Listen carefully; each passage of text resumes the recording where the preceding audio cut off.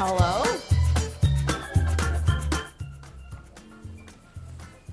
Hello? Hello? Ulta, you there?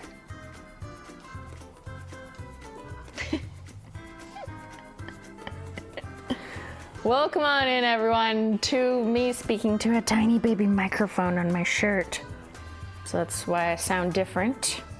Everyone sounds different in a different mic. I just spilled tea on my hand. Don't worry, it's fine. How are we doing? Happy Simply Stream Saturday. Hope you guys are well, having a good weekend. I think the ISO is too hot on the camera. I'm gonna turn it down. By hot, I mean too bright. I turned it up thinking it was too dark, but I think I was one off. Is that better? Okay, now I can read the chat. So when you see me like this, I'm reading you. Pretty hair, thank you. Barbecue shrimp, welcome. What kind of tea? Bridgehead. I just licked it. I know I'm disgusting, but it's okay. Only Ben touched it. This is a local Ottawa coffee place, and I always get their English breakfast fogs. It's like a London fog, but English breakfast tea with sugar-free vanilla and oat milk. I'm a very picky tea connoisseur, okay? But whenever Ben goes to get coffee, he gets me this. But I am also very happy with just making my own tea at home. But you know, this is a little treat sometimes. So yeah, treat yourself. Okay, what are you drinking, chat? Do you have tea, coffee? Did you make yourself a DIY latte? That's always fun to do on the weekend. When you have a little more time, a little more few minutes to yourself. Water. Water, check. I'm gonna double fist today. It's a wild weekend.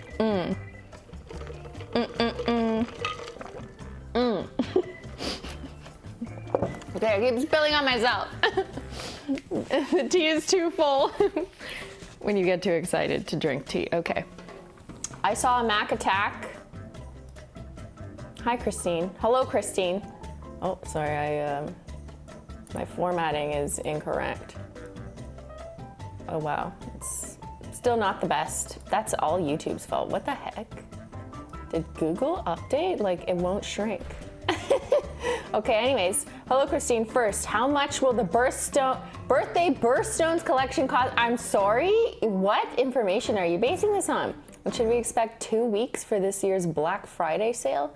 2 questions to make up for last time.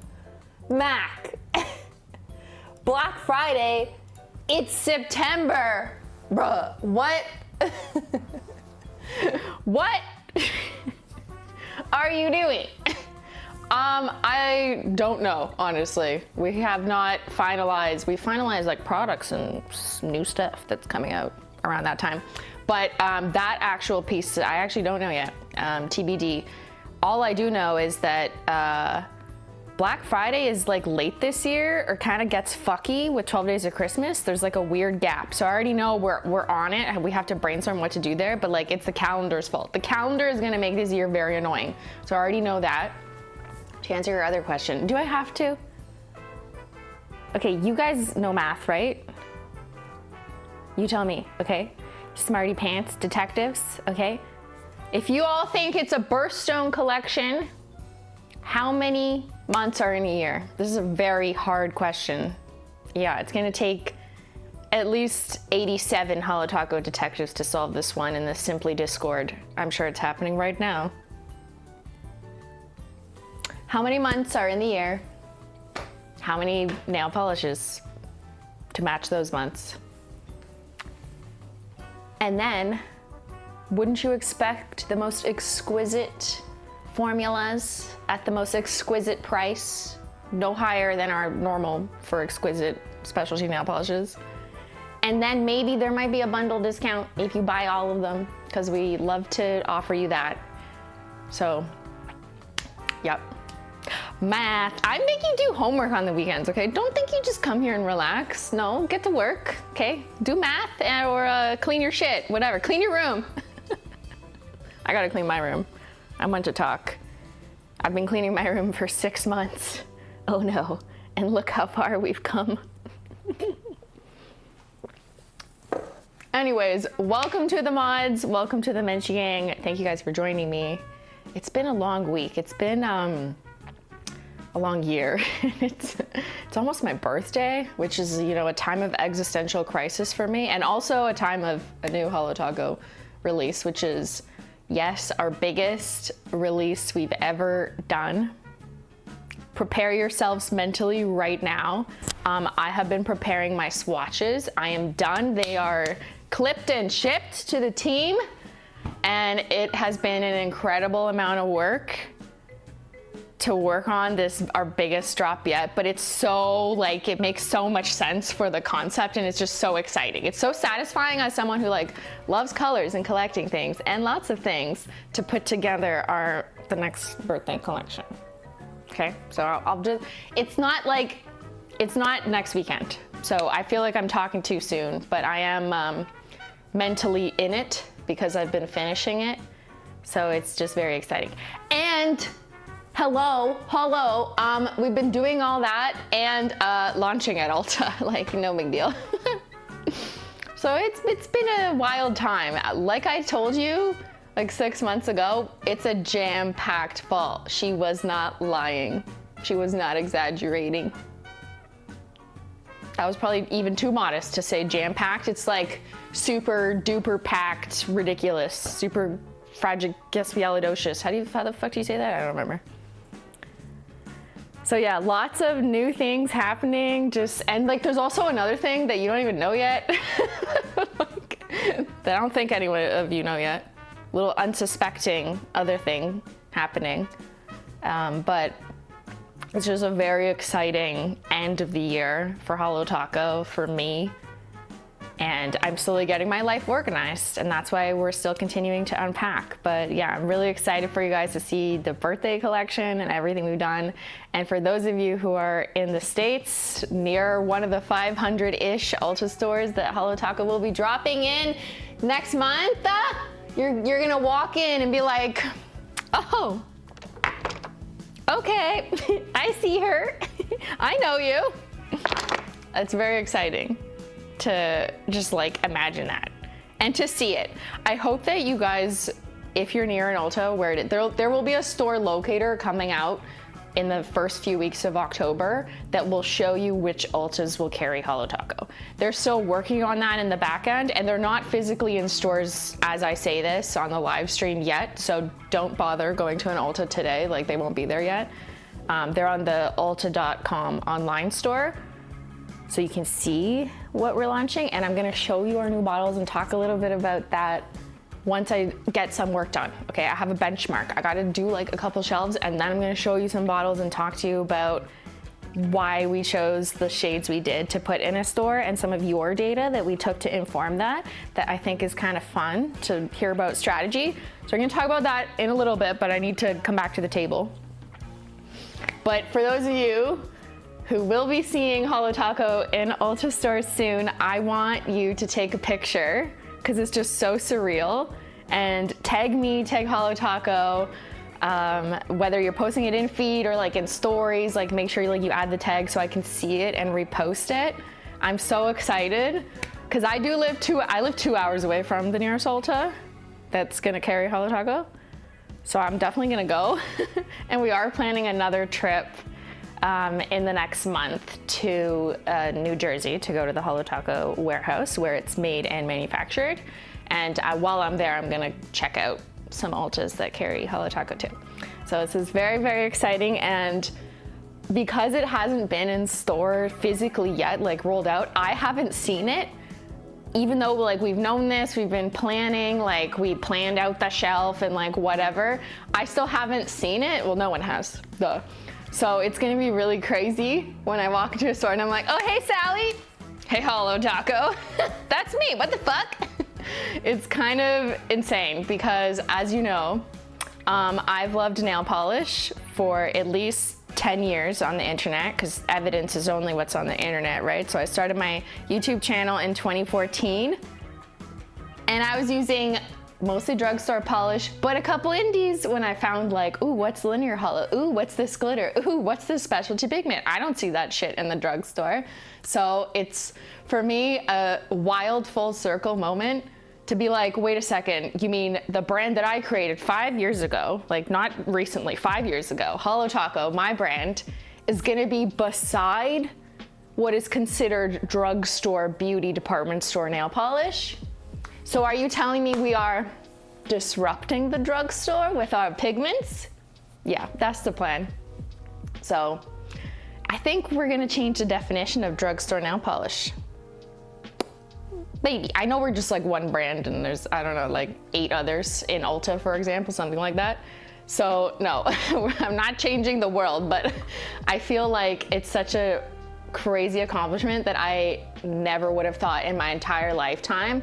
I'm just like, drugstores, they have brands that just don't care about holo, you know, and I, through my experience in the last 5 years working on my brand, realize it's much more complicated than they just don't like holo. I know there's lots of supply chain, operational, and whatever factors that go into it, cost of goods, margins, blah, blah, blah. So I get it. I understand why it's not the focus of most brands that are sold in a drugstore. But that's exactly why I wanted to focus my brand, Holo Taco, on making the most incredible specialty holographic like shit you don't see normally in the drugstore. So that's always been my mission, my focus, and it will continue to be. Nothing about our product, the quality, the specialty stuff we include is changing.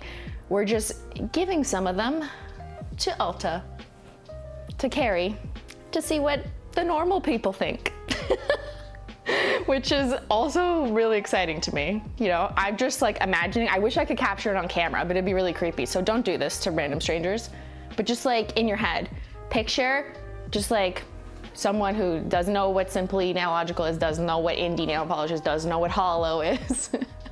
You remember that time when you taught all your friends what holo was 6 years ago? Yeah, I know, I remember that. They're just like unsuspecting. They're like, okay, this is kind of sparkly, or no, wait, how about, what is an everything taco? Oh wow, there's like 7 colors in here. What do I do with it? Oh, I'm gonna look this up. Oh shit, I can paint it on anything. So I'm very excited for what the reaction, the reception is going to be from the average unsuspecting consumer who's interested in nail polish and a little bit of sparkles, wants to do it themselves at home, and then they see this and then they're intrigued because like that's a lot of toppers, that's a lot of shiny stuff, and they don't maybe know the terms yet, but then they get interested. They're like, oh, this is actually pretty cool. Oh wait, look how it looks in different lighting. A unicorn skin, I think I want more. And then they find this channel. They find me, they find you, they find the Discord, they find the Simply Facebook group, and then they're one of us and doomed for the rest of their life. Good luck. But you know, we stand together. They become a Holo Taco detective, a Holo Taco collector. One of us, one of us, one of us, and then they're in the chat. And then then I see them all the time in the chat. It's the gateway. I mean, no, I don't actually think that's gonna happen to every unsuspecting customer, but just imagining that it could happen to just like one person and then now they're here in like 6 months is just kind of really funny to me. You know, we're gonna make new friends. You're gonna make some new friends. I know you're gonna see some new faces. Bring it on, let's go. Yeah. The normies aren't ready for this chaos.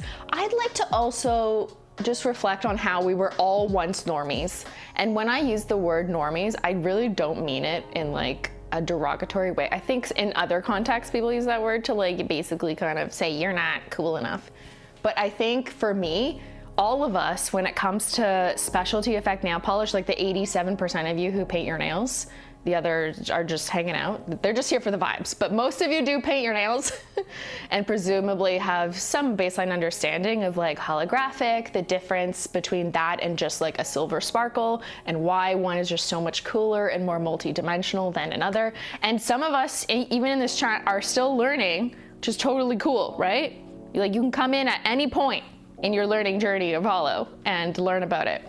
But I was a normie. I didn't know anything other than traditionally understood drugstore nail polish, which in my experience largely consisted of like red cremes that weren't actually that opaque. Like, they didn't really give full coverage, but like sort of. They were like thinned down. Reds, pinks, beiges, a lot of neutrals. Maybe there was some shiny stuff, there usually is, but it was always kind of like larger hex size glitter, or maybe it was just silver, or maybe only half of it was a holographic particle, things like that. And then I slowly got intrigued and I wanted to learn more. And then I found out what linear holo was, and I'm like, oh, that's like a smooth boat ride. That's a jet ski, not a paddle boat anymore, you know? So, you know, welcome on in to the normies. Everyone from the normies to the Menchie Gang, welcome on in. I don't know why I'm giving a speech. No one asked me to. It's the tea. So cheers. And yeah, we're gonna unpack. That's what I'm doing. Apologies, I missed a couple super chats. I'm gonna blow my nose into my mic.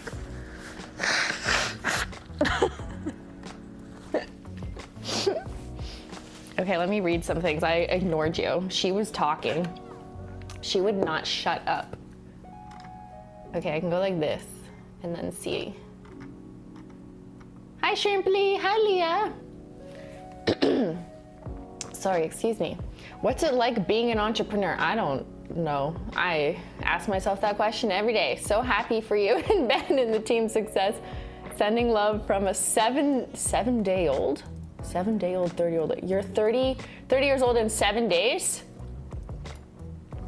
I don't identify with the like mindset of being an entrepreneur. Is that weird? Yeah, that probably sounds like a false sense of modesty, but that's not how I mean it at all. I see like, okay, you know like the Gary Vee style?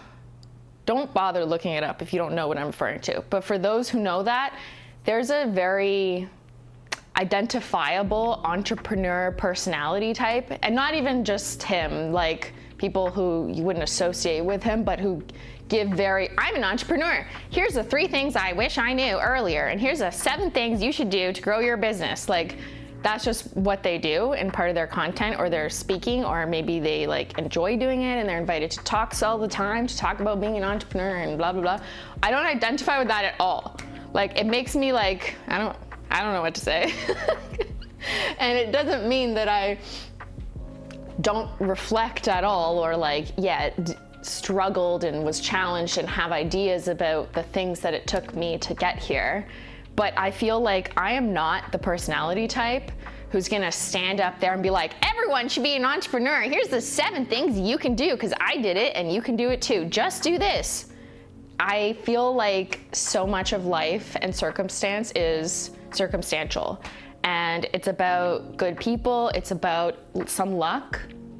It's about when you are lucky, you take those opportunities and then convert them into successes, which never takes one person. It takes a lot of people. And I am so fortunate to have such a wonderful team of people who've helped me grow Holo Taco, who've helped this brand and everything it's about, who get you the products in your hands, who help us formulate things.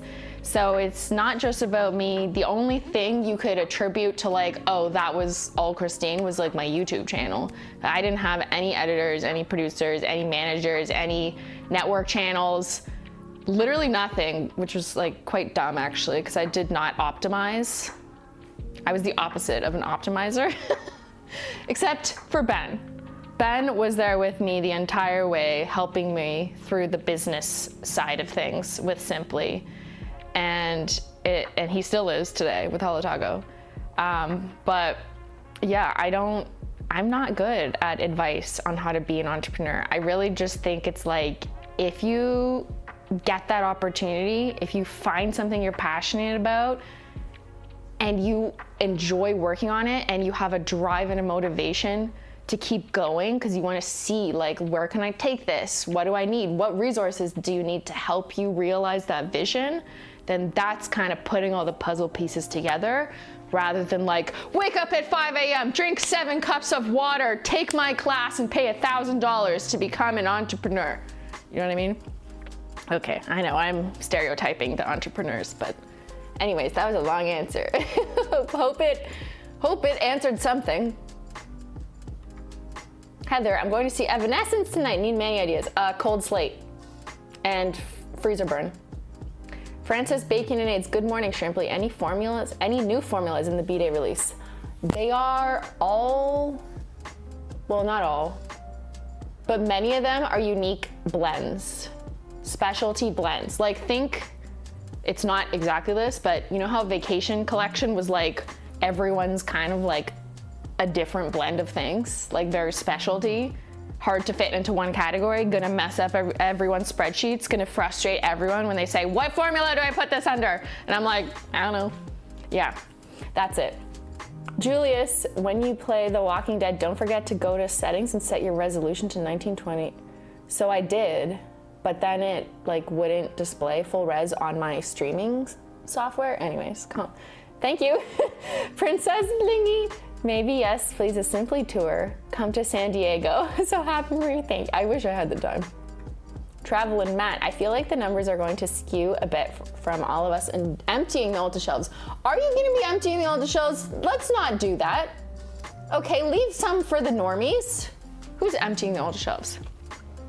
I'm going to talk in a bit about the 35 bottles that are going into Ulta, and all of them have been around at Holo Taco. Like, none of them are new shades, like not new, like coming out next or whatever. I think the newest technically is from Rock Candy.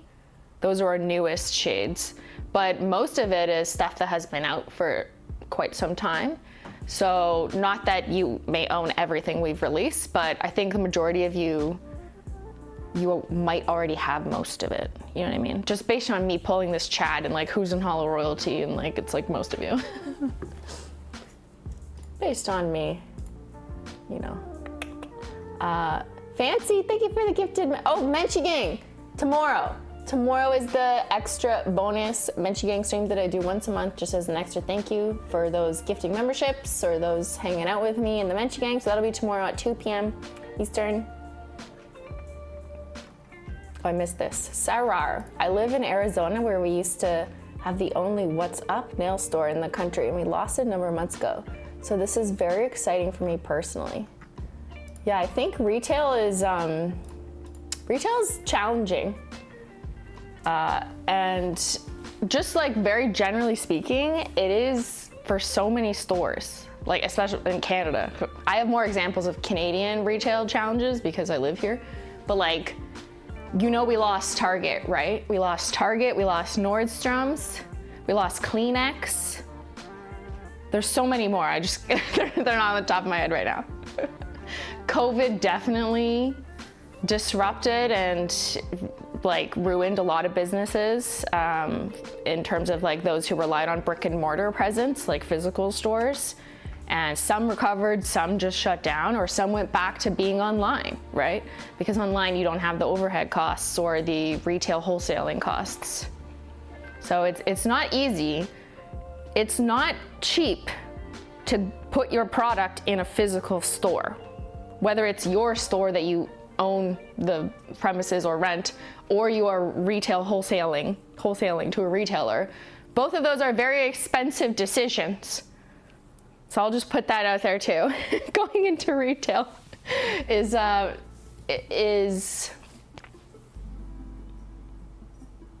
challenge. But it's one that I feel very excited about what it's gonna bring. So I'm optimistic. Yeah, not Target. We lost Target and dancing and Bed Bath & Beyond, right? Like,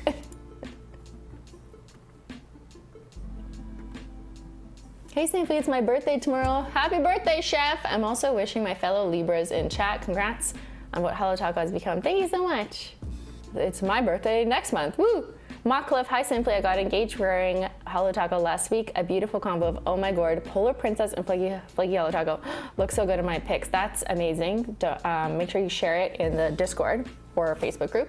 All Things Simply on Facebook. Natasha wore Silent Librarian spirit fingers for Hurricane Helen. Is that, oh, like a hurricane that's in the States? To try to have control of something. I hope that you're staying safe, you and your family. Hello, have a fantastic weekend, everyone. Thank you, Bruner, Facebook mod. Okay, I'm gonna switch over to that. Yeah, and Kleenex, we mentioned that. Woo, tea.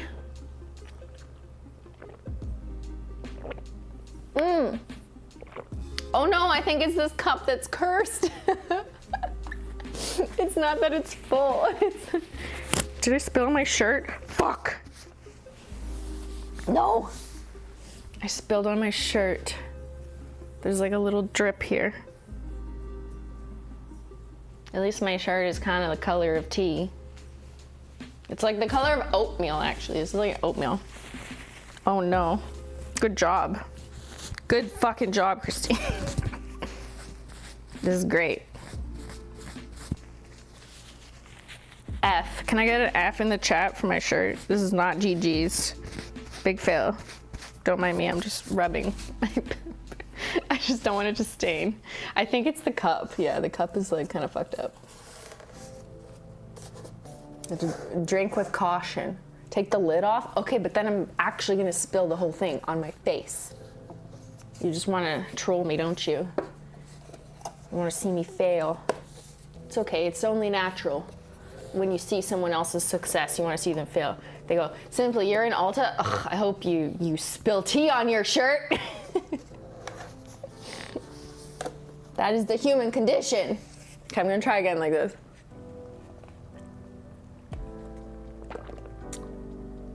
Okay, that worked. Will we get nail oils in store? Also Simply React. What is also Simply React? What's going on? What do I need to do? What? Right now it's just our bottles. So top coat, a couple base coats, not all of them, and then a bunch of nail polish. Because we're in the nail bar. Because Ulta has like a section that has like a nail bar where they have like different brands. So yeah, that's what's there. That's what we're launching with. React, hurry. Are you telling me to react? What do you mean? When you say streamer, react, what am I reacting to? The question? I just answered it. What's happening? Simply needs a straw? Not for my hot tea, that's weird. I was asking for eventually. I don't know the answer to eventually. Eventually, we're all gonna die. That I know. Okay. Let's unpack. So, recap. This is part 9 of unpacking all my nail polish. I've already done all the Holo Taco, as you can see. And we started on some drugstore Holo SE. And then also some more drugstore OPI China Glaze. We have designers down here. We have some indie and some, not sure how people define. And then what I did since last time is I moved up what I put on these 2 shelves and I put them up higher because getting the camera up there and down here is just too much. So I decided to just knock some up there and then I will fill these shelves so you can actually see me filling. That's the plan. If we purchase an Ulta, we'll be able to upload receipts for Holo Royalty. If you buy Holo Taco at Ulta, it's my understanding that you are choosing to get Ulta points if applicable. I don't know, their rewards program. And if you buy Holo Taco from holotaco.com, then you get Holo Taco royalty points. It depends on who you're purchasing from because ultimately at the end of the day, it's that provider of product who's the one giving you basically the incentive or indirect discount at their own discretion. So buy it at Ulta, Ulta points if makes sense or applicable. Buy it at Holo Taco, then you can continue to get your Holo Royalty, Holo Swatcher, Holo Explorer points. Hi Simply, I'm so excited to buy Holo Taco at Ulta. Woo! Will the polish be sold in their little boxes or by themselves? They will be by themselves because that's how it works in retail. Because I think the idea is they want customers to see the whole color on the shelf. And if they were in our cartons, you wouldn't see it. So we did change the labels on the bottles in order to meet some requirements for selling in store. So I'm gonna show you those new bottles, which will be eventually phasing into holotaco.com, but like not for a while. It's gonna roll in throughout like the next year or something. But no, at Ulta, it's bottle on the shelf, like is usually the case. If you join the Facebook group, there's a pinned post with all the Ulta info. Cool, thanks, Brunner. The official Simply Facebook group is All Things Simply. Stream Elements just posted it. There's only one Facebook group that is an official Simply group that I moderate and make sure that everyone is feeling good, feeling happy, have my moderators look over things and approve things if necessary and sign off on things. So it is All Things Simply on Facebook.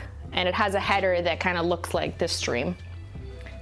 So it's not just for Holo Taco, it's simply Holo Taco, whatever you want that's related to me. Will one coat black be at Ulta? Yes, because that's one of our best-selling crafts. Okay, I'm gonna walk you all through that later. I have like a picture of all the shades that we decided to go with to stock at Ulta, and I wanna walk you through the strategy and the logic and some sales that informed that decision. I think it's kind of cool to share that, but we gotta unpack, so stop distracting me. I'll do that in a bit. Okay, so I thought it would be fun to continue unpacking drugstore polish, because I'm gonna be sitting beside them very soon, for real, in real life. So I'm gonna put more drugstore polish beside me. So I'm gonna find Sally. I really wanna unpack Sally. I was like looking for my box of Sally so bad last night. I was like, oh, I need it. I created a new category on my spreadsheet to narrow down the specialties. Oh my God, what does it look like? Is there 87 different things you can tick? Holo Taco is already listed on Ulta. Yes, it is. You can already see what we're coming out with or what's gonna be in store if you just go to the Ulta website. Holo Taco's already on there, but we'll be in the select stores, over like 500 of them, 500-ish, in the next couple weeks. Like they roll them out. So it'll be in October sometime. Okay, let me, it's very heavy. Don't break a nail. Oh. Oh. Okay. I just blow dried my hair and now it's all frizz puff. Great. Talk about manifesting. I know, right? Oh, hello there, Sally. I don't know if we're gonna be beside Sally, probably not, because I feel like Sally has like a much larger area.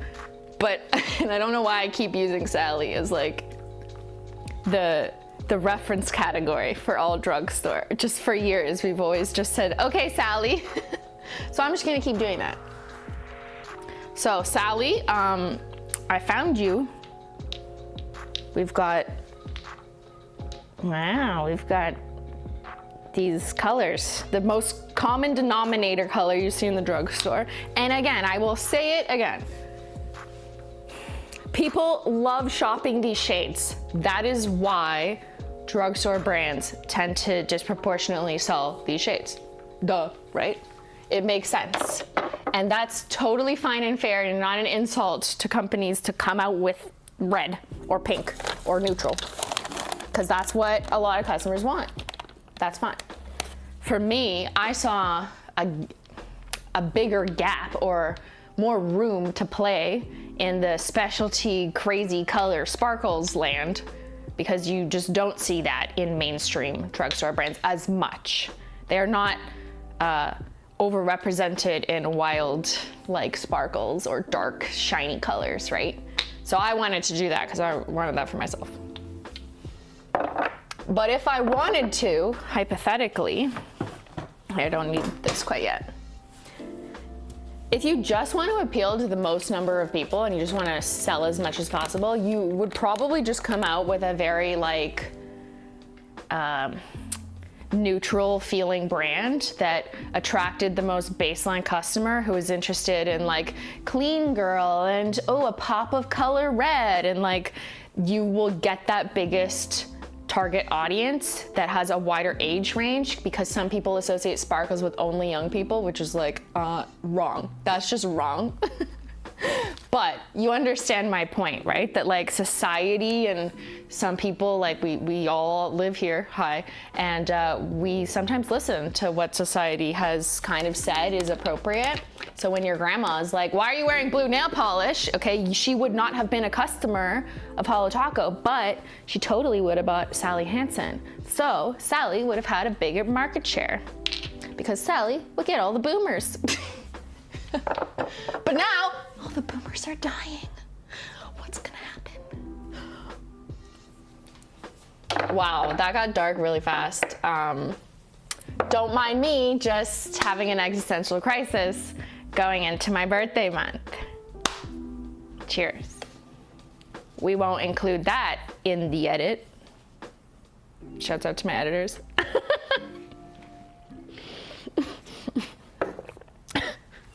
Okay, I painted for the record, my grandma. Wait, my grandma's older than a boomer.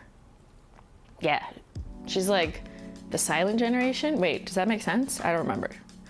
I painted her nails in sparkles and she liked it, so not all grandmas. Mm-hmm.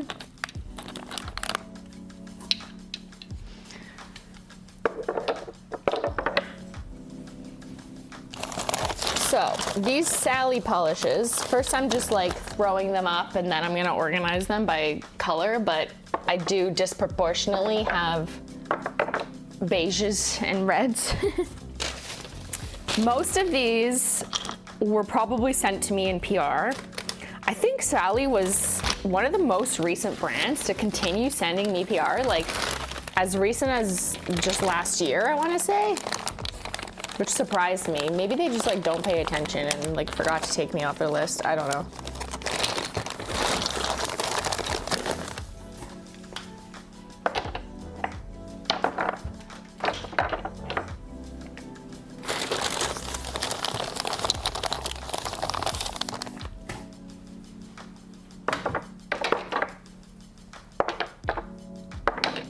Okay, I'm running out of room to organize. Okay, I'm gonna take this one. What if wait, radical idea.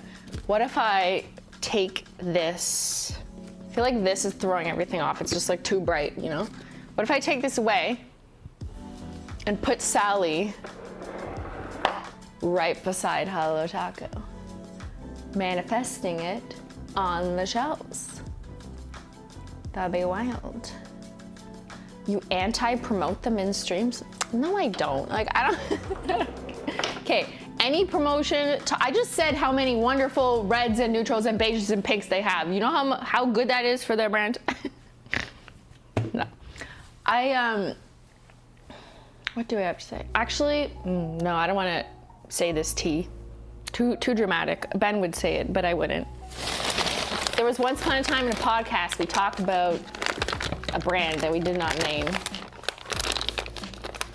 But now I can't tell you what we said, because then now you'll use deductive logic and deduce that it was Sally. So now I can't tell you what we were talking about. A lot of things happened many, many years ago, you know, but it doesn't matter. I still like don't wanna, it's not worth it. Like, I don't care to like complain or spill tea or whatever. And honestly, it's none of this. None of my experiences, in my opinion, are bad enough that like, I need to send a PSA so people don't support them. Like, I don't want that. No one tried to murder me. Like, I'm fine. So no, I don't feel like I need justice from my followers to be mad at a brand for fucking whatever. So that's why any stories I've told, I'm not naming, I'm not saying anything, because it's not a big deal.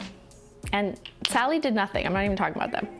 I'm just doing I'm expressing my general tendency to not like say like one tiny dramatic thing, you know what I mean? That's not my style, I don't like it. I don't like what it does to people. Why are you talking to me? Ben just walkie-talking me. I always tell you to stop. Can you hear him?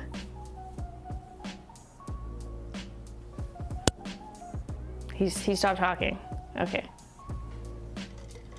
We got new watches, so now he can walkie-talkie me. That's terrifying. I'm scared. I didn't say anything. My point was I don't say anything because none of it's that bad.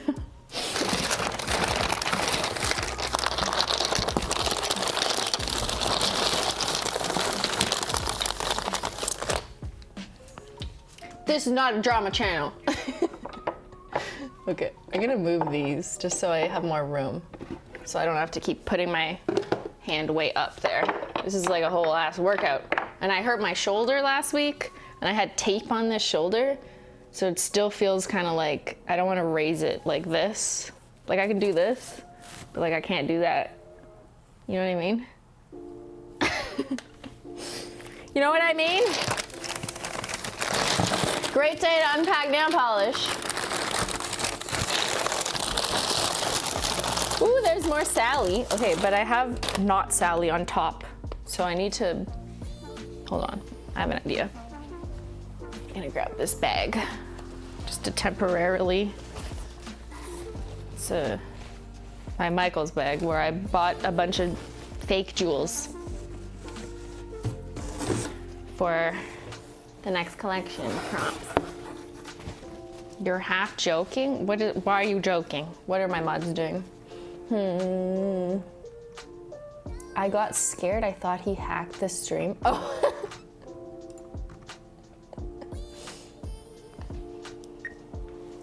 Beyyyn. Get me a teacup so I don't spill out of this cup. Oh wait, it didn't work. Fuck. It says conversation ended. Beyyyn, can I have a cup so I can put my tea into the cup so I can stop spilling out of this cup? Let's see if he answers. He's not answering. Answer me!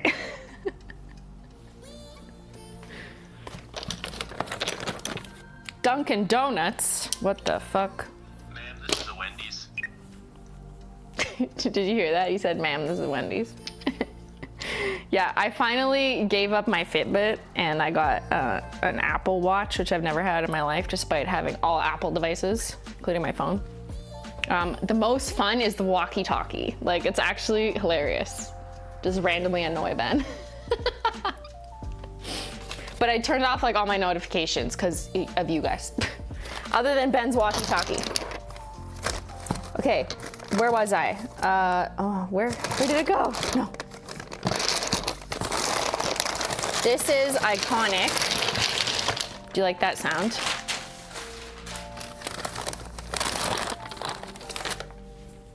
Anyone remember Dunkin' Donuts? Okay, anyone remember when Dunkin' Donuts, hello? Why do I have no words?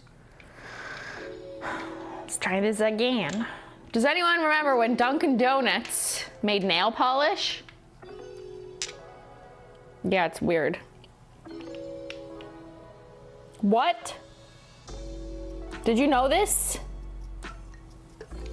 That's weird that no one remembers. It says Dunkin' Limited Edition by Lauren B. I actually never noticed that before. What's Lauren B? Who's Lauren? Who's Lauren? And what did she do with B? Yeah, I have more colors. I swear there was an orange one. I got this in PR. Distributed by Lauren B. Beauty Inc. South Beverly Drive, Beverly Hills, California.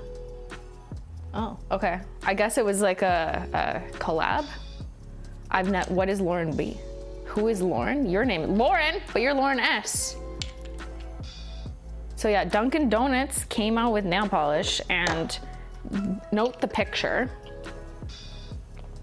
This was a couple years ago. They sent it to me in PR. The picture is a person running away from America, right? Is that what I'm seeing here? Just look at the yellow one. That is a person running away from the United States of America. Limited edition. Wait, what? Wait, what? What is that supposed to mean? What is Dunkin' Donuts logo? I don't know. I'm just a Canadian. America runs on Dunkin'. Oh, but why are they running away? He's like, fuck, I'm out of here. It's me, it's you. Okay, all the Americans know America runs on Dunkin'. Do they? Do you guys agree with that statement? They should run away. I would, to be honest. It's an emojicon sentence. They should run the other direction. Or it should be like America propelling the guy. Did you notice this? I've never noticed this in my life. Well, how do you know he's running away and not towards something? Because he's running away. Oh. He's going the opposite direction of America. He's like, Okay. You want to? Yes, thank you. Thank you so much. Okay, Actually, I'll take this. What do you mean you'll take it? No, I need to put them on my wall. Who's gonna put it on my shelf? No, You're just gonna speak to me? I'm gonna speak to you. I'm right here. No, You can speak to it me in says real life. checking availability. Sir, please leave the Dunkin' behind.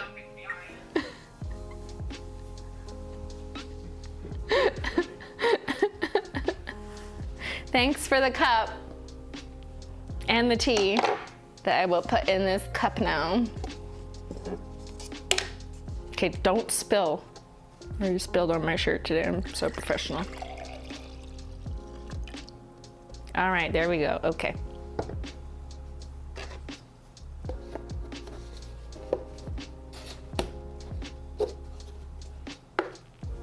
Cheers.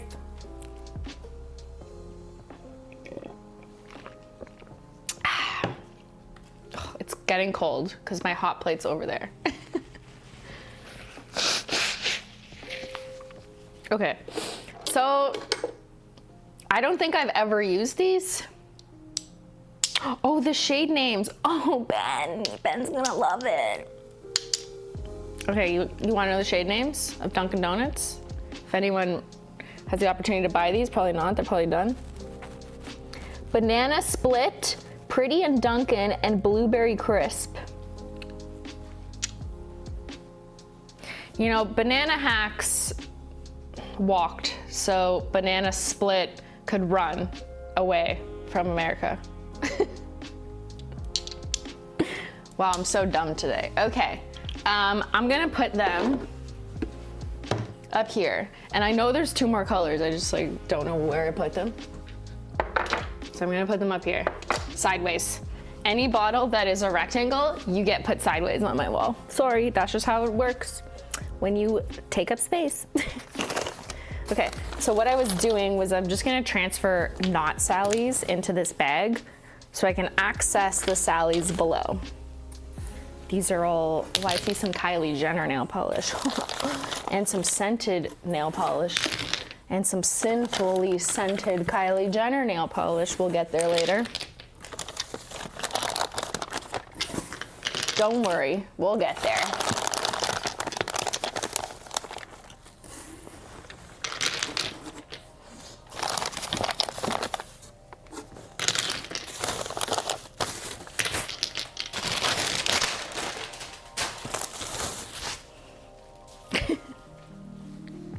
Woohoo! Okay, you can't see this, but never mind. I'm gonna hurt my shoulder again trying to show you. It says heavy. The box says heavy. Studio One, heavy.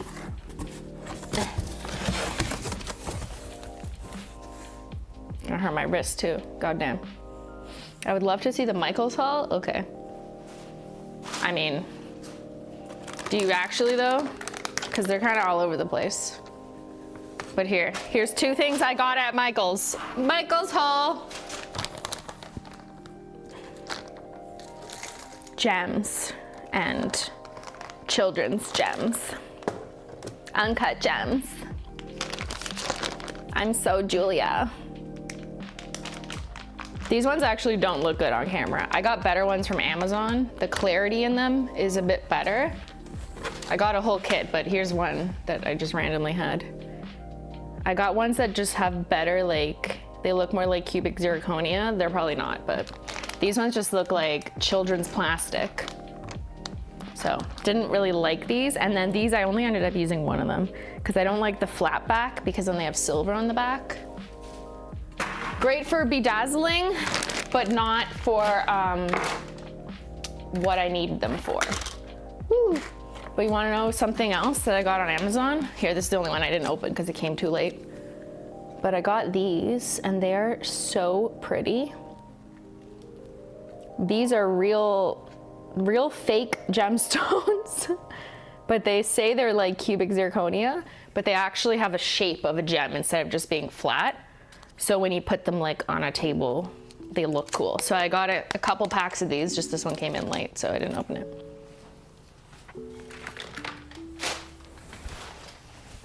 Get that quality cubic zirconia. I love cubic zirconia.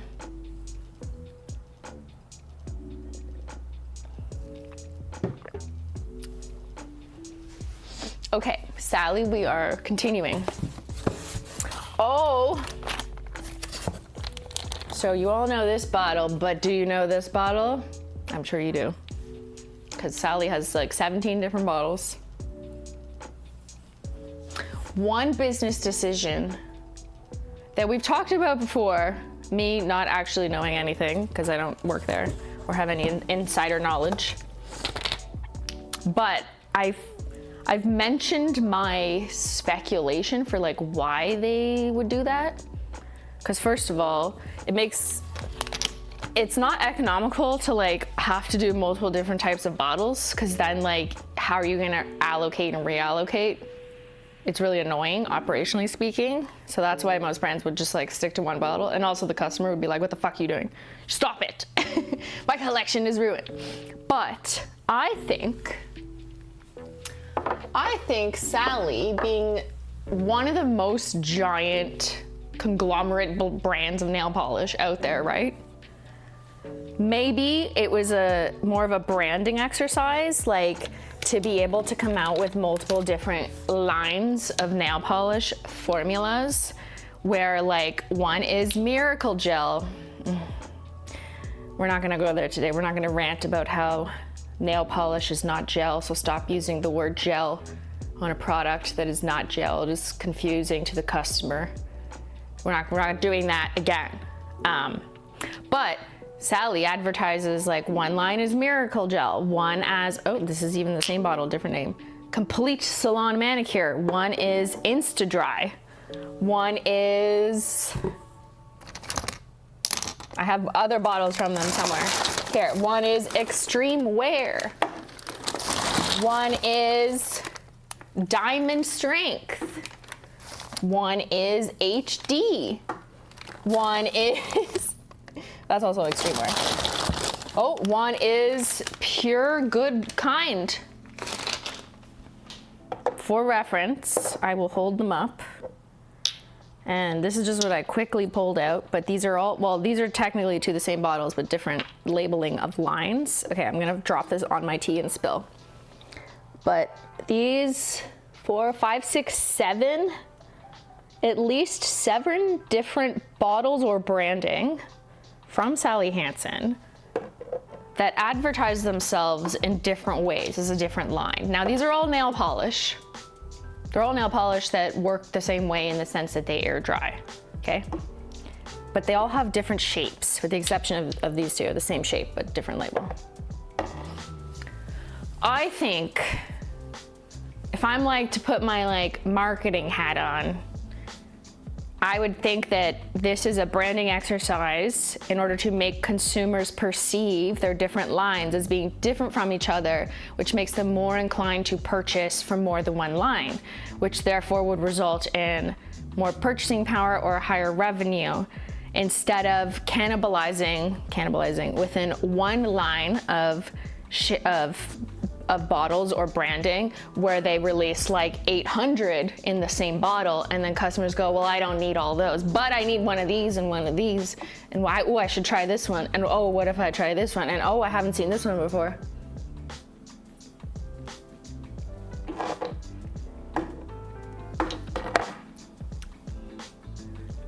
That doesn't mean that they're not technically different formulas, but I can also tell you, as someone who gets nail polish manufactured, that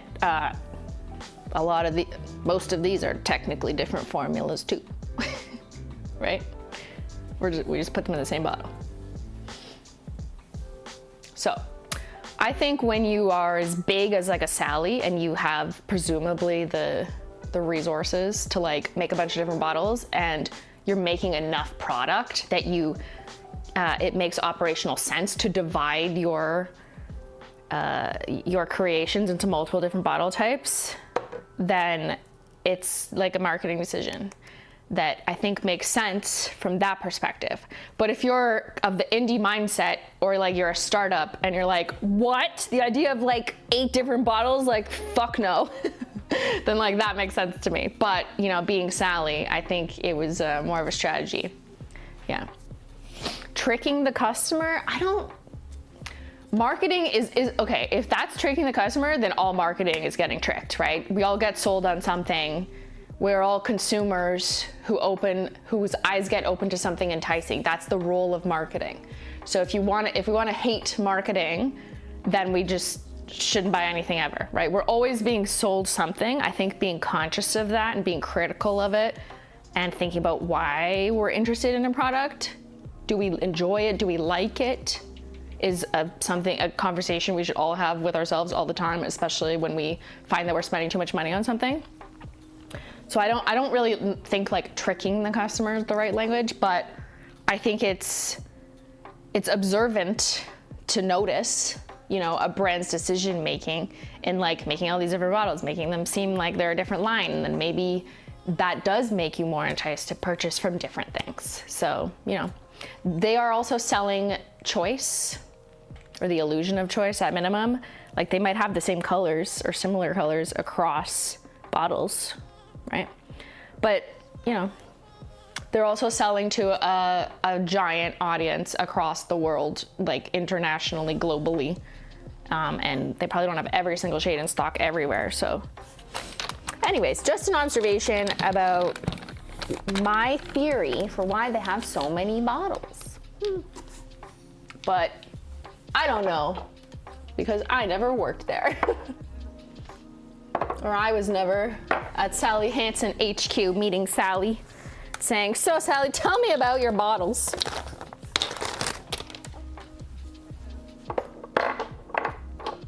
A Friends collab. Did you know this? Look guys, I have friends now.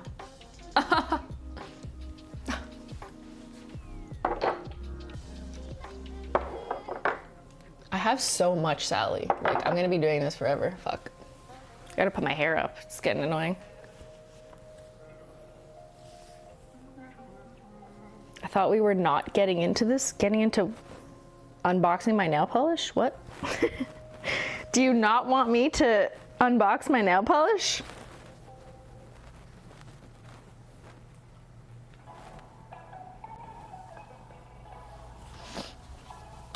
Guys, Dustin said stop. Put her away. Put her down.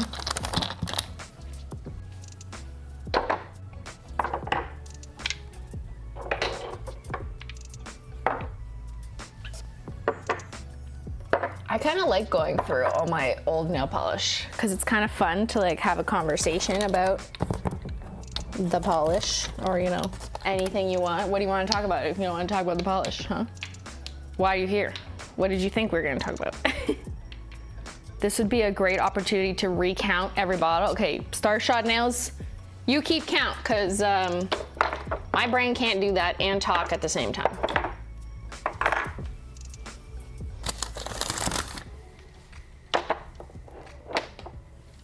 So now it's all these other bottles.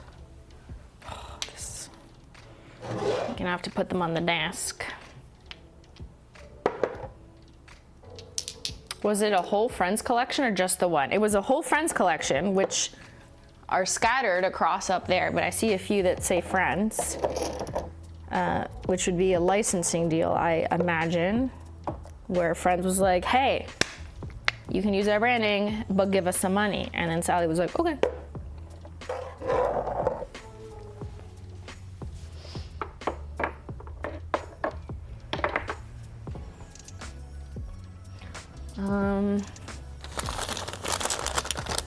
They also did that with Crayola and Sesame Street, which I also have. Here's a Crayola collab. Crayola, like the crayons, fuck. I'm not playing The Walking Dead. I just always forget to turn that off, but I am playing The Walking Dead on Wednesdays.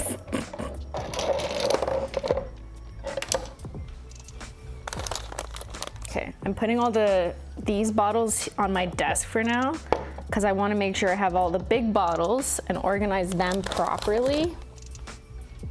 Here's one. What? Okay, here, look. This is what Simplynailogical 2017 would have yelled at. Okay, see, it says Miracle Gel. The label is holographic, right? The polish is iridescent pink shimmer. What in the customer confusion? Let's see if it says anything else. It just says nail color, step 1. Can I get a what? This is the shade name.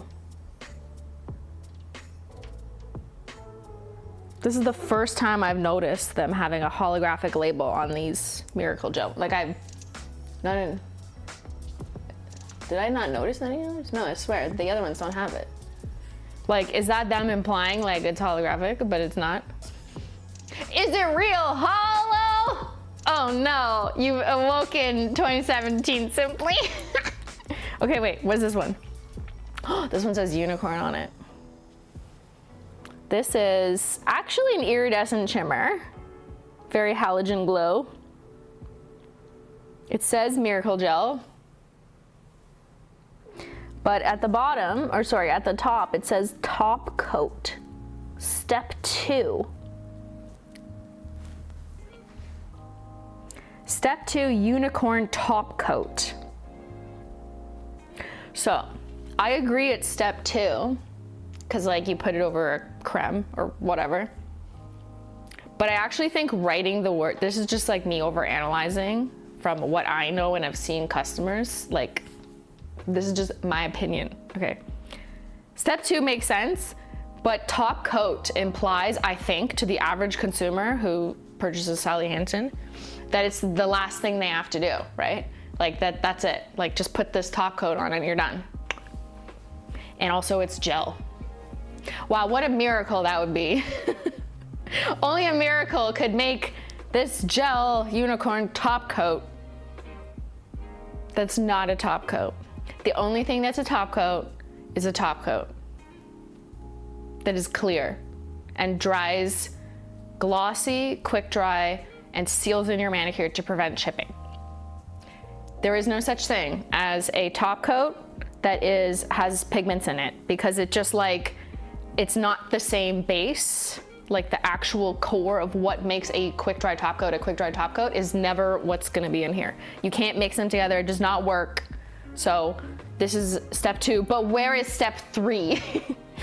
I just don't think they advertised it as like a, you know, a final step.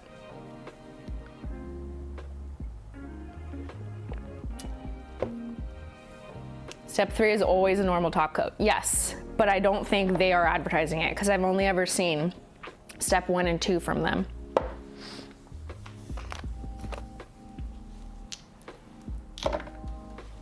But that could be like, they might be strategic and think like, oh, it's actually too much to ask of the average consumer to say step 1, 2, 3 and paint those all over our bottles.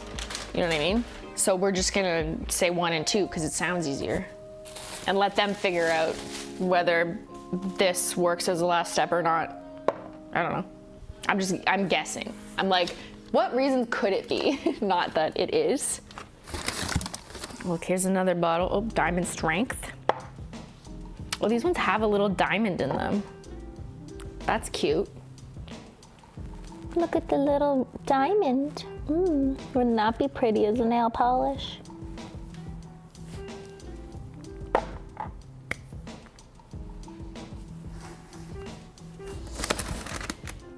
Okay, the rest, oh no, still some more Sally's. Holy shit, man. Okay, but these are extremes and loose. Oh, I found another bottle just when you thought we had too many Sally Hansen bottles. There's another one.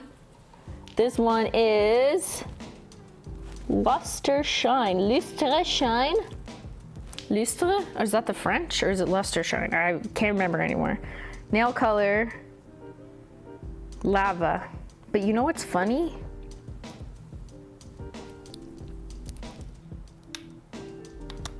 The pigment size is different. Okay, this was Miracle Gel. This is Lustre Shine. The pigment size is different, but they're both pinkish to orangish iridescent.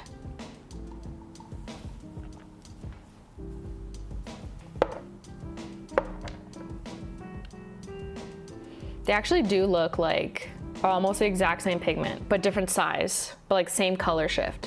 Which in the market, there is a finite number of color shifting pigments, okay? There is like, you can't invent new ones. Stop. They don't exist. Or there shouldn't be in nail polish. There is actually a set number of pigments in certain things, and like that's all you're gonna get. Now you can mix them with other things and make them look different, sure. But the pigment at its core, there is kind of like a, you know, a finite number of types of pigments in certain categories. So I'm not gonna tell you, oh yeah, we invent new pigments every day, because like, no one does.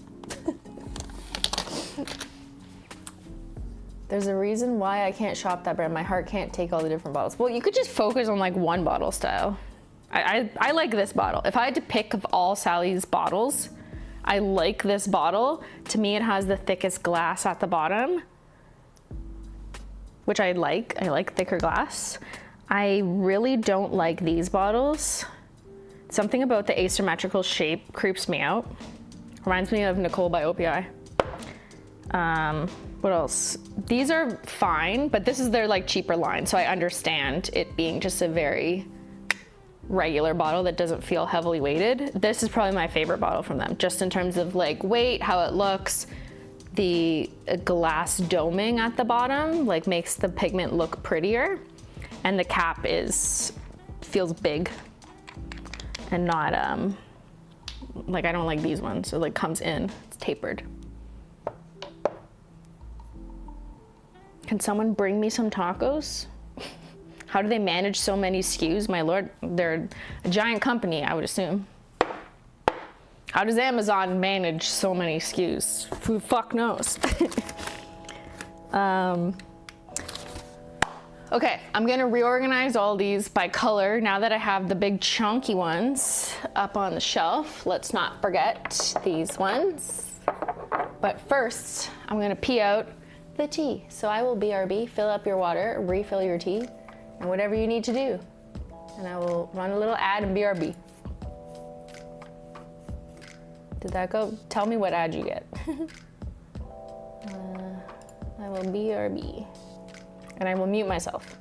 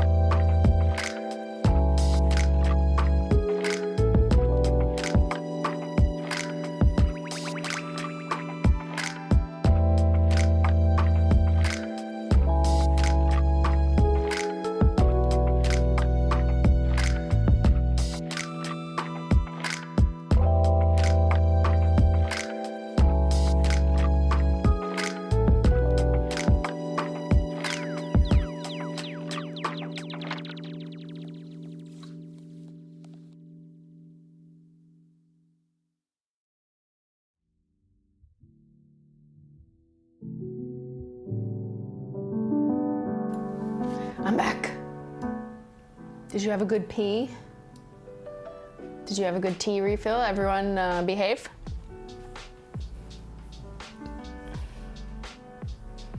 You got premium pet food ad? See, marketing's gonna work. Your pet's gonna love you next week.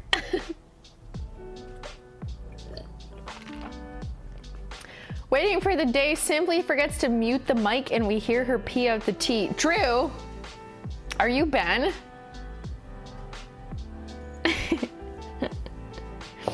You know, I am eternally grateful that I don't have a creepy audience. Can I just compliment you guys for a second? Except for that one. Drew, relax, calm down. We might have to ban you. It's sad that I have to say I'm lucky to not have a creepy audience, because like no one should. But I guess I'm also, in realizing that that's how the world is, grateful and happy and thankful of this community for just not being weird in a bad way, only in a good way. You catch my drift? You know what I mean? Okay. Yeah, you guys are so chill, so kind, so accommodating. Like if I'm like, I'm sick, my face is fucked up, or my face is blown up, and you're like, it's okay, please, please.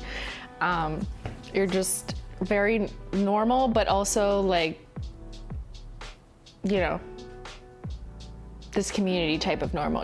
I'm not making any sense. You're drinking an energy drink right now? Let's go.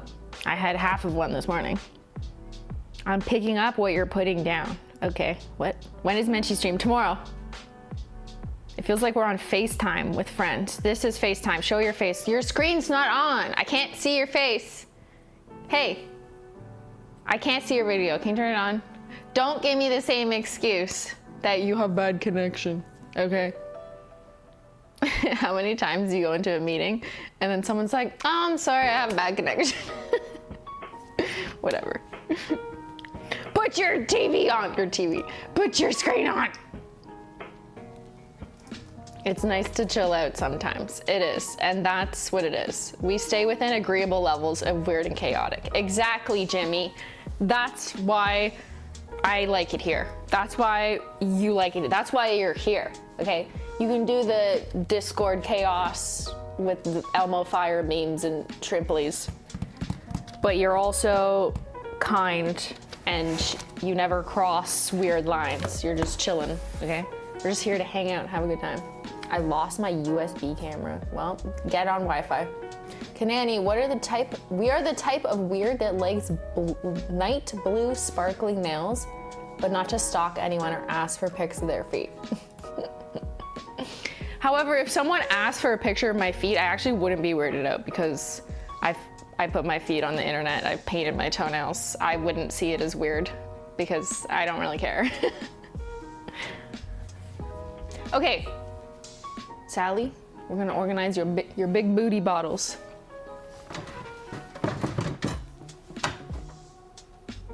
Should I do this though before I think I should. I think I'm gonna do it. Does anyone remember when I'm sitting here normally, where do you see till? Is it here? Do you just see 4 shelves, right? Like when I'm like the intro to gaming or something, when I'm like there normally, I think you only see 4 down because I kind of think then maybe I can skip collection boxes here and have them come full way and then put the collection boxes at the top, because another piece of the puzzle that came to me last night as I was moving some stuff up was I don't have enough of these risers, the like long black piece of wood at the back to give it a step. I don't have enough risers because at the top I thought I was just gonna put collection boxes. Let's see if anyone says how many of these. Is it 1, 2, 3, 4 shelves that you normally see? I could probably just tell myself, but I thought I'd ask you, give you a little job, give you a task, right?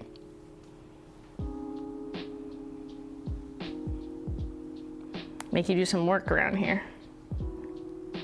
I hear nobody wants to work anymore. Okay, it's 5. Check your thumbnail, it's 5. Okay. 1, 2, 3, 4, 5. So that means I should have a box here just for like symmetry. Okay, so that's what I'm gonna do. Thank you for working. Sorry, got unhinged. Yeah, mods weren't paying attention. They were, I don't know, talking about feet pictures or something. It's 4? Is it 5 or 4? Just checked the gaming stream. It's 4, but bordering 5. Wait. Hold on a second. Let me look at my own stream. Are we drugstore nail polish? This title's so dumb. Are we drugstore or are we Holo? Okay. Okay, so I pulled up the last gaming one. 1, 2, 3, 4. No, it's 4.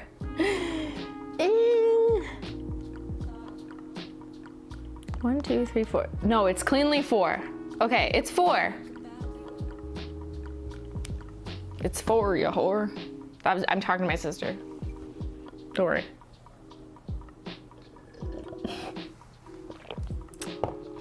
I have a special guest swatcher for the next collection. My sister came over the other day and we swatched her. And I filmed a little behind the scenes of filming her. What did you just call me? Nothing, I didn't say anything. It's fine. And so Jen's nails will be making an appearance for the next collection.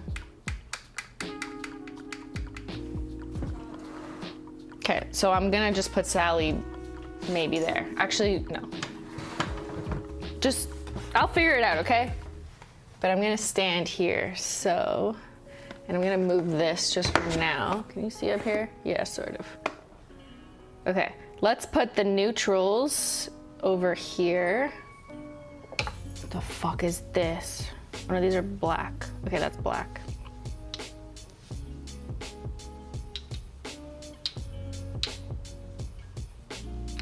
Three different blacks. You can go here. I'm gonna do neutrals first over here. Okay, so any whites. And I am not discriminating between Miracle Gel and Color Therapy or whatever fucking, I need therapy after this. Miracle Gel, Color Therapy. That's also Color Therapy. I think that's their sheer line. Okay, we are fine. Oh, there's whites over here. Can't forget those. There's a white in the Friends collection. White here, white now. And a Moo Point is the Friends white. Is that something Ross said? I never actually watched that much Friends. I know, I'm the worst millennial ever. I don't know, I mean, I have seen many episodes of Friends, to be clear, okay? But I was not like, oh my God, when's the next episode coming out? Like, I don't really remember it that way. I might have been slightly too young for it. Was I slightly too young for Friends to care? Or did I just not care? I'm not sure. Someone will know. Someone who's 35 years old will know.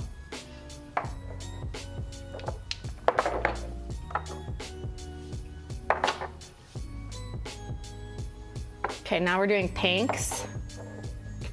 Pinks. And I'll be honest, like despite how many neutral pink, purple, red, whatever colors you see here, I have definitely had way more than this over the years, but I have given some away because I just, it just was too much. I know, I'm so spoiled. Such a spoiled little brat who got a bunch of free nail polish from Sally and then gave it away, but it's true. I just started getting copious amounts over the years, and I would just be like, oh, Jen, please take some, or just give some to people.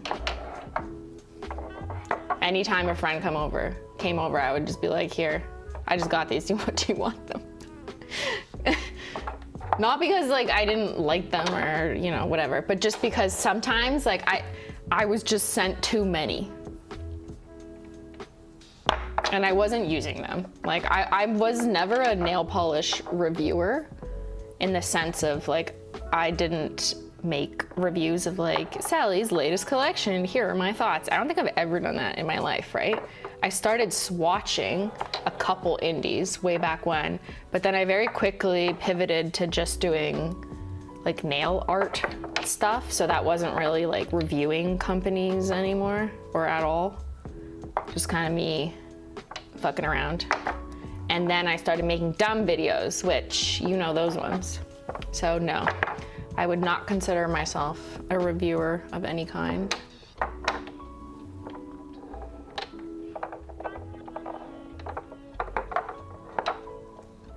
Although companies wanted me to.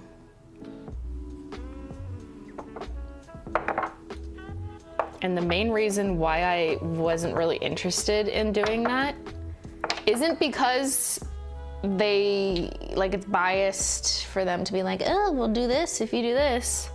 Like, that's one reason, but that's not the main reason. The main reason was I thought it was boring. For me, I was bored, like, reviewing 6 of these. Like, okay, to me that wasn't the content that I thought was interesting to put on the internet. Troom hacks though, very interesting. Very stupid, very entertaining. And apparently that is what more people enjoyed, because things like Polish Mountain, putting on 100 layers of nail polish, is not reviewing the 7 new reds from Sally Hansen. It's not for a niche audience, it's for a global audience who just wants to see something dumb happen in front of their eyes, like putting on 100 coats of nail polish. Hi, yes. That was a good time. For you, not for me.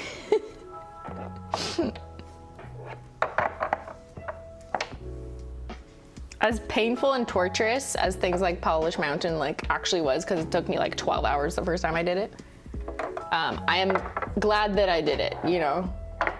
I mean, it obviously brought me a lot of success later that I would have had no idea what. But I also really enjoyed clicking publish on videos like that, where I was like, people are gonna fucking laugh and just think this is so dumb. I can't wait for the comments. And that's part of what made me enjoy making more entertaining videos rather than review videos. And that's not a knock on anyone making review videos. There's so many niche communities in nail polish who want to see what are the new 6 colors from Sally Hansen or Essie's collection, right? But I just didn't like doing it. I was never really interested in reviewing stuff for others. I just wanted to fill your brain with dumb shit instead. Yeah, that's what I did for the world. That's me, your role model. 8-hour Polish Mountain was fun. We also did a live stream of Polish Mountain. I'm still trying to forget it.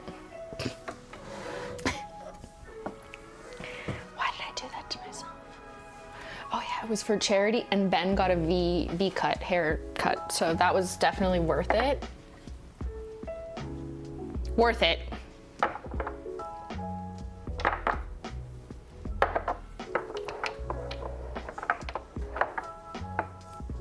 Here's another Friends Blue. It's called How You Beyyyn. Is that a Friends joke? I don't know. Here, I'll find them all and read them to you. How's that? So How You Beyyyn. Does that make sense to anyone? Okay, where's the other Friends ones? Yellow Taxi? There's a taxi in Friends, right? I know that. Pivot. Oh, I know that one. Pivot! With the couch. Pivot! Okay, I know that. Yeah, and then a moo point. I guess that was a joke. And this one is the one with the teal. Sounds like a teal pun, but.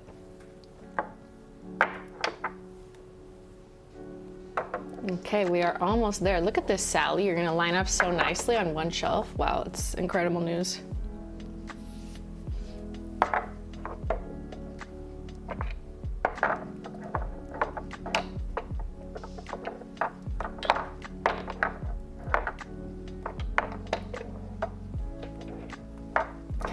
It's a little more tedious over here. Just don't want to knock anything. Boop, boop.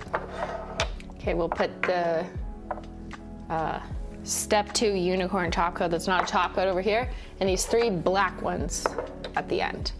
Oh, perfect. Okay. Look at that. Look at my row of Sallys right beside my Holo Taco. Just like in real life. Okay, well, not exactly this distribution, but I don't know if the light is making you not be able to see correctly. The light's bouncing a little bit weird.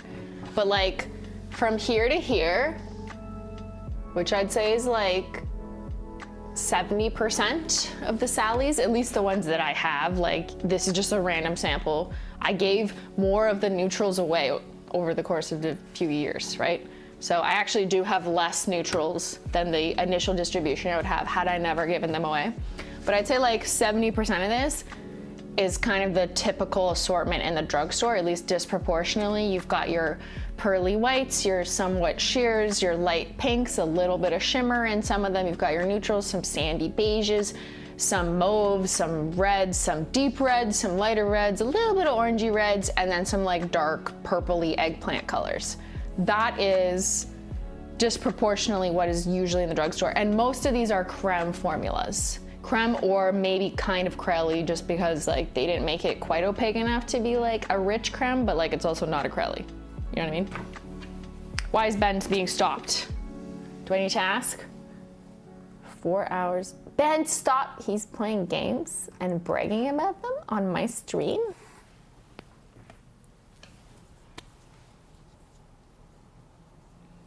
Ben, don't get pogo stuck. I'm gonna walkie-talkie you. Wait, how do I do it again? Fuck. I forget how to walkie-talkie. Oh, there. Try to fuck with him. What should I say? Don't get stuck. Get fucked. That's a good one.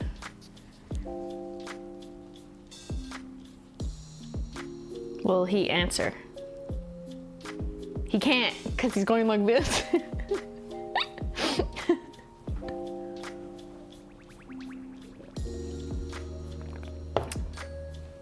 I'm moving in a couple weeks. Do you think it's safe to leave my polishes on the display rack and just put it in a box with some bubble? No, I do not. I do not recommend you. Don't bother me. I'm playing my favorite game, Pogo Fuck. Pogo fuck? He's what? We're playing broken telephone. You're fucking a pogo stick? That's weird. Guys, it's like broken telephone.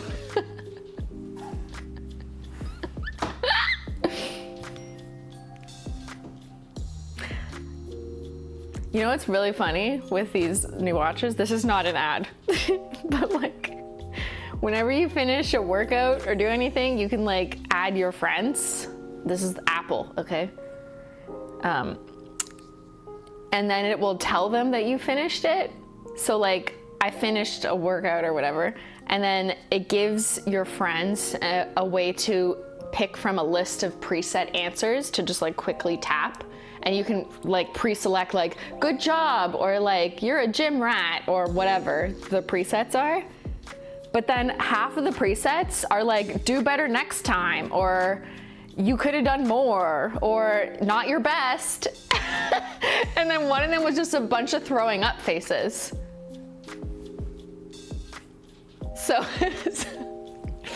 So now, whenever he finishes a workout, I just put like the throwing up faces, or I don't know, something like that.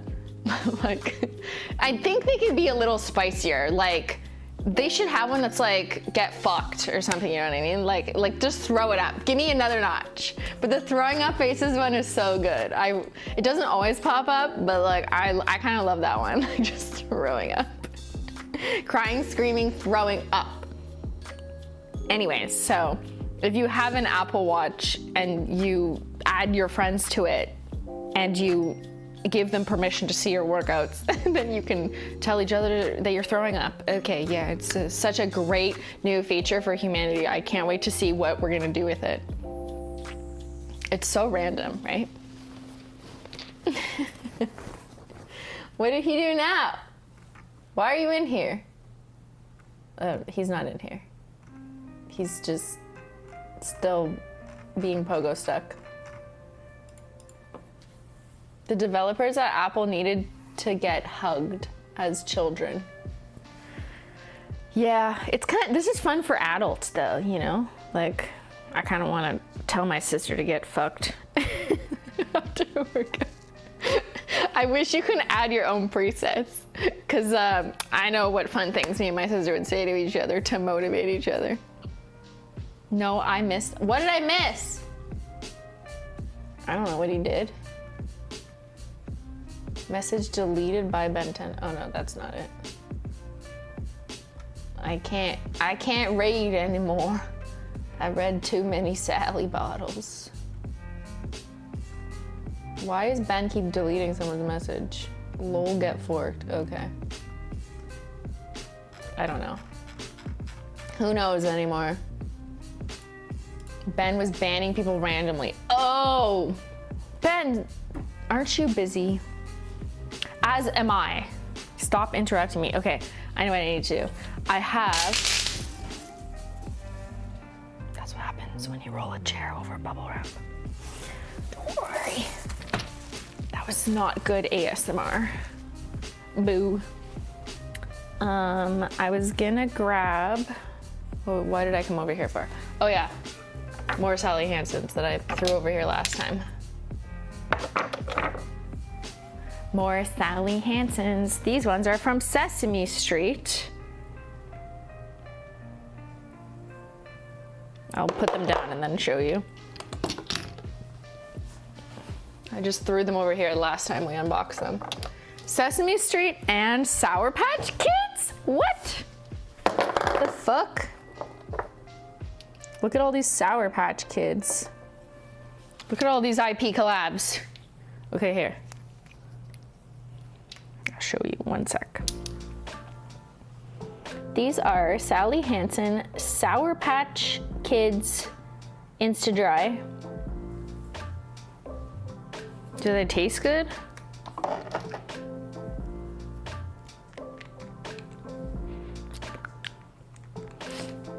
No. This one's called Pumpkin. This one's called Halo Queen. This one's called Full Moon. Who's showing me their full moon? The Sesame Street one was textured like Muppet fur. Which one? This one is Scram, like for Oscar. That's actually kind of pretty. No one would buy it because it's chartreusey green, unfortunately. I know too much from your data. But where's the fuzzy one? Oh, here's a fuzzy one. This is Perfect Blend Ship for Bird and Ernie. I remember these fuzzy pigments. They're not the first. Many years ago, probably like 15 years ago, like Essie even had some tiny fluffy pigments. It's really bar glitter. Menchie, oh, I see a Menchie. Yeah, so I would describe this as a bar glitter, which is like a very skinny rectangular glitter.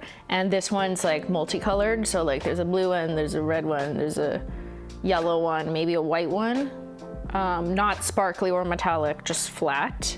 But they're just like long bar glitters that kind of look like fuzzies when you put them all together. Show me your full moon should be an apple reaction. Yeah. Okay, Ben. Hi, Mench. You wanna come?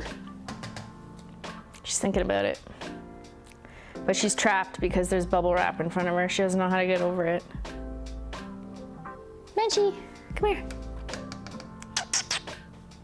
Yeah, you can jump over it. There you go. You're so smart. Yeah. Hi. You wanna come up? You wanna climb the ladder? She loves the ladder. Do you love ladder?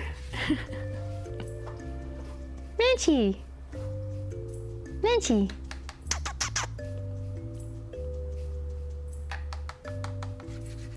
Come sit. I was just thinking maybe she might sit here as like a little pedestal. Menchie. Or she's just gonna rub her head against it.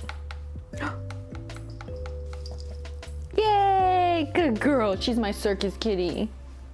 Okay, let's just move these nail polishes. Look at my little circus kitty. Good girl. Hi, say hello to your people. Turn around, say hi. Good girl. You have eye crusties, I pick them. Yeah, that's better. That's what happens when you wear your mascara home from the club and you don't wash your makeup off. Hi, oh, you just shocked me. She's so shocking. I gotta like touch wood or something. Going down? Okay, bye. What a little sweetie. Good jump.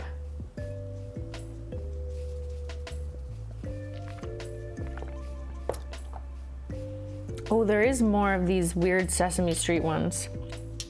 Okay, these are both bar glitters.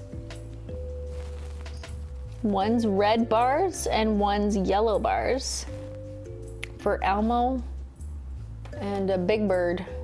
Big Bird is Think Big. And the red one is Elmo Loves Hugh.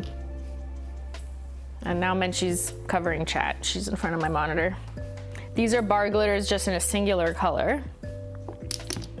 I find like the bar glitters like that have a very limited use case because it's such a niche look. Like if you wanted it to look like sweater weather or whatever, then like I could totally see it. But like this is so specific. Yellow bar glitter. I mean, I guess it made sense for only a Big Bird shade. Menchie, stop licking the fucking monitor. What are you doing? Girl. Big girl. Hi. You're gonna purr into the mic?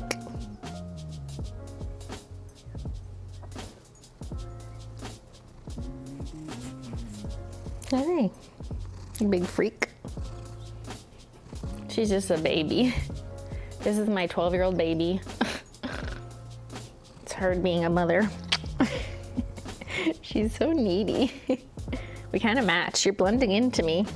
Look, no one can see you. You're a chameleon.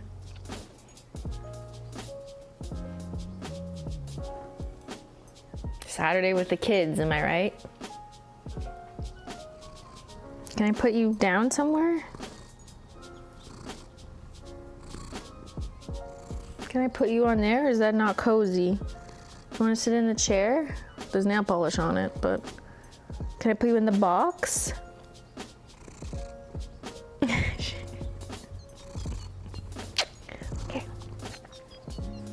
I'm gonna put her here, and then I'm gonna move. Shh, we're doing strategy. There. Good girl. There. Okay, now she has a chair. See, you can sit here. Yeah. You can sit there. Don't go in there. There's nail polish in there. No. What did I say? No pizza lever.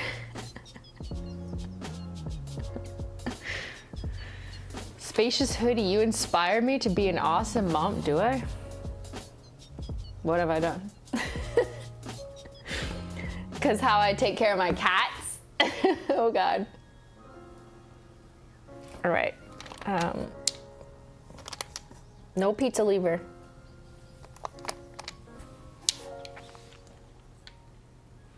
Okay, I'm gonna put, I'm so indecisive. I gotta put these weird ones, these Sesame fucking Street Sour Patch Kitties and Crayola collabs that are all in the Insta-Dry containers for some reason. Bottles up here.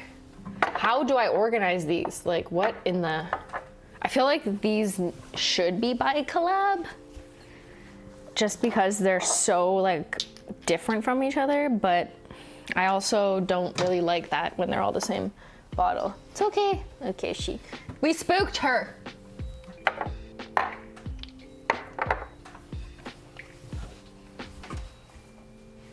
My cat is 11 and named Menchie, actually. So I remember when I started watching her videos years ago and learned about Menchie, I was so excited. Really? That's so funny.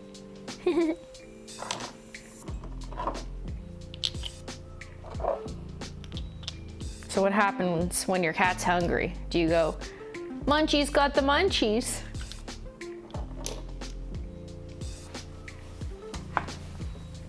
I would. That's what I would say. That is what I say. Now, currently.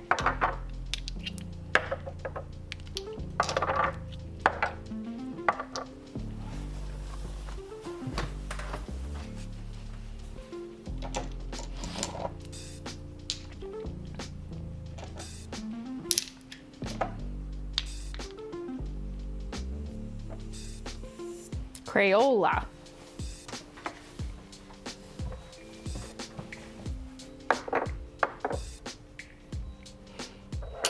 Crayola is actually a fun collab that Sally Hansen did already, because it's like the color palette is so already set.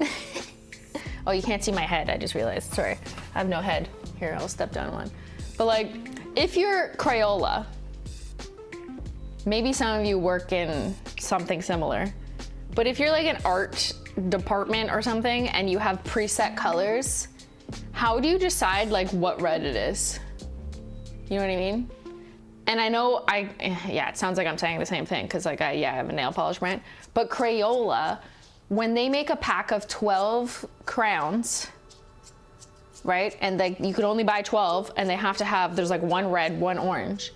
How do they decide what red it is? And like, what is the universal to them that they've decided red, yellow, green, whatever? Because they're kind of like, in a weird way, the makers of like some form of a rainbow, at least in children's minds when they first get access to like coloring crowns and draw and shit. Actually, wait, no, that doesn't happen anymore. Never mind, doesn't matter. They'll just get iPads. Are coloring crowns obsolete? I love how we have such deep conversations. See these things come out when we are in deep thought right now. How can you say Crayola right and no crown? Crayola, YOLO, and crayon. Crayon. I know I don't say it, whatever. What crayon? But yawn is Y-A-W-N. I say crayon. She's saying it French. Am I French? Maybe. Okay, I'm just gonna blame my French immersion education. We're just gonna do that, okay? If I say anything weird, it's because I went to French immersion in Canada. D'accord, c'est comme ci, comme ça, je suis fucked up. Mais non, je suis le petit fuck up, c'est moi. Je m'appelle Christine avec pas d'H. And I don't know how to say crayon. Crayon. Crayon. Actually, en français, je sais. Crayon. À couleur.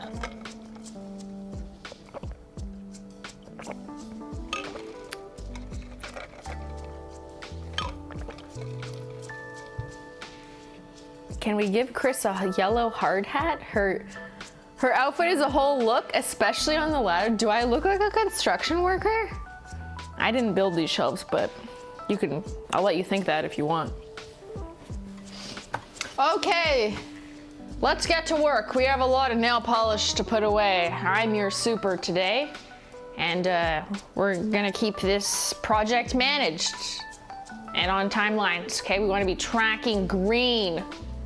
It's 12:53. It's time for my coffee with 2 creams, 2 sugars. A double from Tim Hortons, actually, from Timmy's. You gonna do a Timmy's run there? Okay, thanks, Chatter. Get me one. We'll take a break in 15 and smoke our e-cigs. Listen to classic 80s rock while I wait for my coffee. That was the worst. That was the worst. What do I think? What? That's like the Canadian stereotype of a construction person. But there was no other accent because I'm Canadian, so I don't know what. She's cosplaying us as an auto body shop tech. Don't tell them that I actually have some experience with sort of a similar industry, but not exactly. Hello? Ben? Uh-oh, what's this? It's... I thought you were pogo stuck. It's not yellow.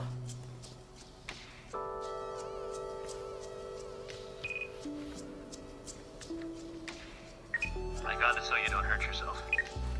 Okay, well my hair is stuck on it. Why do you have this? It's so big, I can't even see. Hello? What if the nail polish falls on my head? Don't worry, we're simply safe on this construction site. Where did he get that? I have no fucking clue. It's probably a prop from something. That's another thing. I have a lot of boxes of props. There's like cat backpacks and fucking microscopes and hats. You should water marble it? Maybe. Maybe that's, it lost its opportunity to get water marble. Paint it with nail polish? For what purpose? Other than to entertain, I guess. Can you hear me more echoey? I can hear myself. It's like bouncing off of the brim.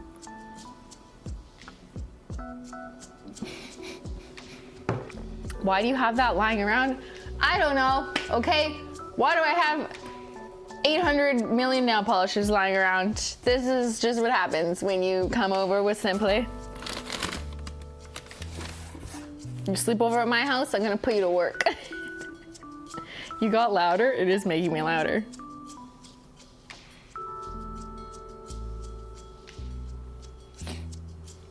You look like an alien sheriff.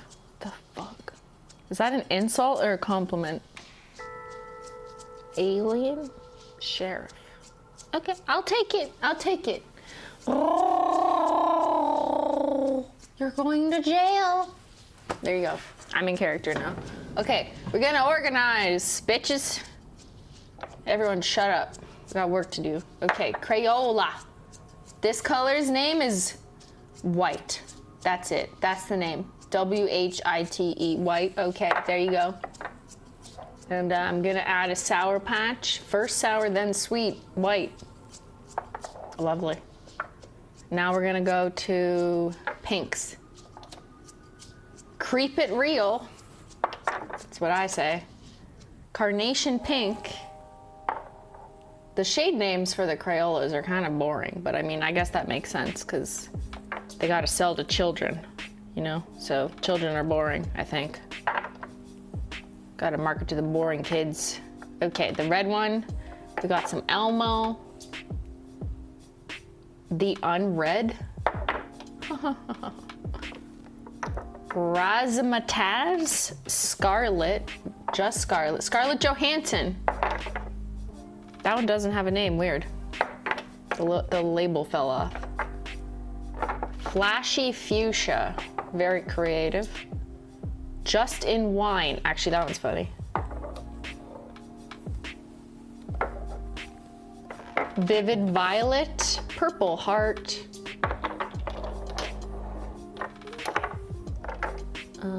Zip Wine? Like zip line, I guess? I don't know. Let's do this one. One Polish, Okay, that's fucking hilarious. It's Count Dracula, or I think Count something for Sesame Street. And the name is One Polish,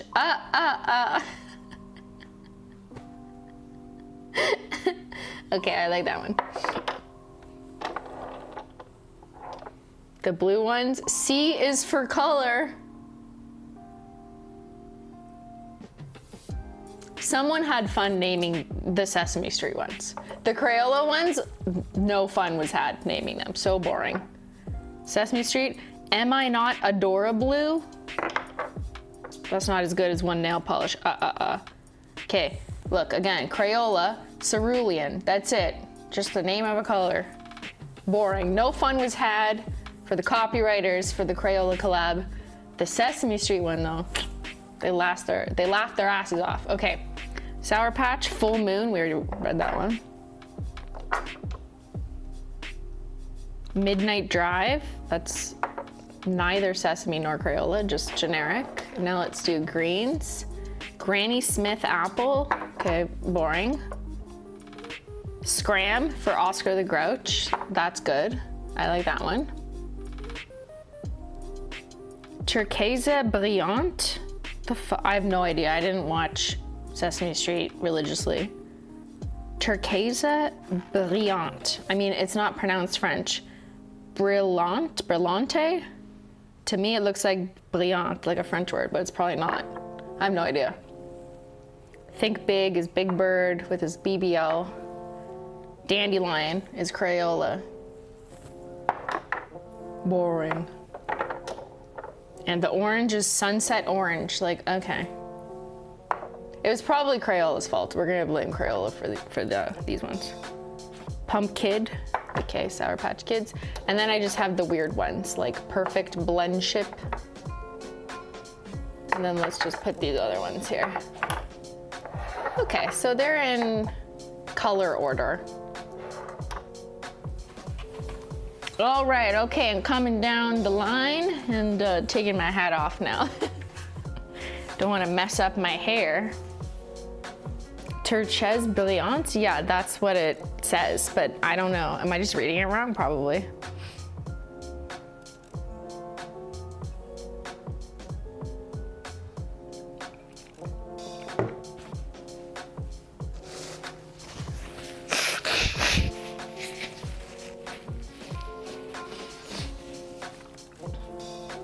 Simply doesn't know how to say all the words. Okay, that looks good though. See, the colors look nice there. Okay, okay, keep going. We're not done. Does the polish match their bottle color? That's another great point for how wild it is that they even did different bottles. They not only did different bottles, but they did, at least for Sour Patch and Crayola, not for the other regular ones which have a black cap. They have caps that kind of match. Oh, but it's plastic. Okay, I see. I was just about to say that's a ridiculous operational undertaking and would make it almost impossible for resource allocation if they decided one shade was selling better. But these are plastic covers, kind of like if you buy food and there's like a plastic thing on the seal, like that, except there's no perforation. So you can't easily peel it off, but like you could take it off. It's a plastic seal that was like added to it after, on top of a black cap. I see, I see. Wait, this one's not. Huh. Wait a second. I see different treatment for different collabs. This is a through and through blue, kind of pearlescent plastic cap. This is a regular black plastic cap with a plastic overlay seal that has the color. But this, here I'll confirm.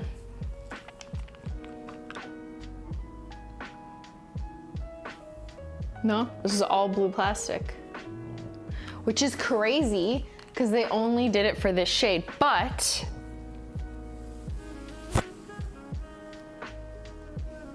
maybe that's why they changed it. I don't know which one came out first, actually.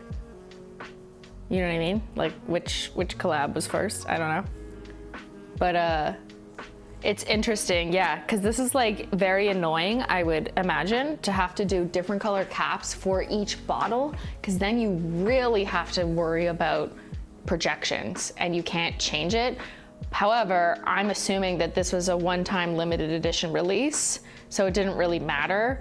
after their initial projections, they just like made, this is how many caps we're gonna make, and this is how many bottles we're gonna fill, and that's that, and we'll never have to worry about it again. And it was a one and done, so that they didn't have to like, fucking, now we have to restock this blue cap, but the minimum order quantity is this big, and we don't wanna do that many on the restock. But if you never have to restock, then it's not a problem anymore, so. And I'm assuming, because they're Sally, that their original order quantities for the first time one and done limited edition collab is so large that they can justify doing different color caps for each shade. I guess. Or else why would they do it, right? Or maybe they switched to this and realized this saves more money. I don't know. I don't know which one came first. So, well, some people like to look through nail polish for, ooh, what colors are they doing? I find myself always like, oh, how did they justify this operationally?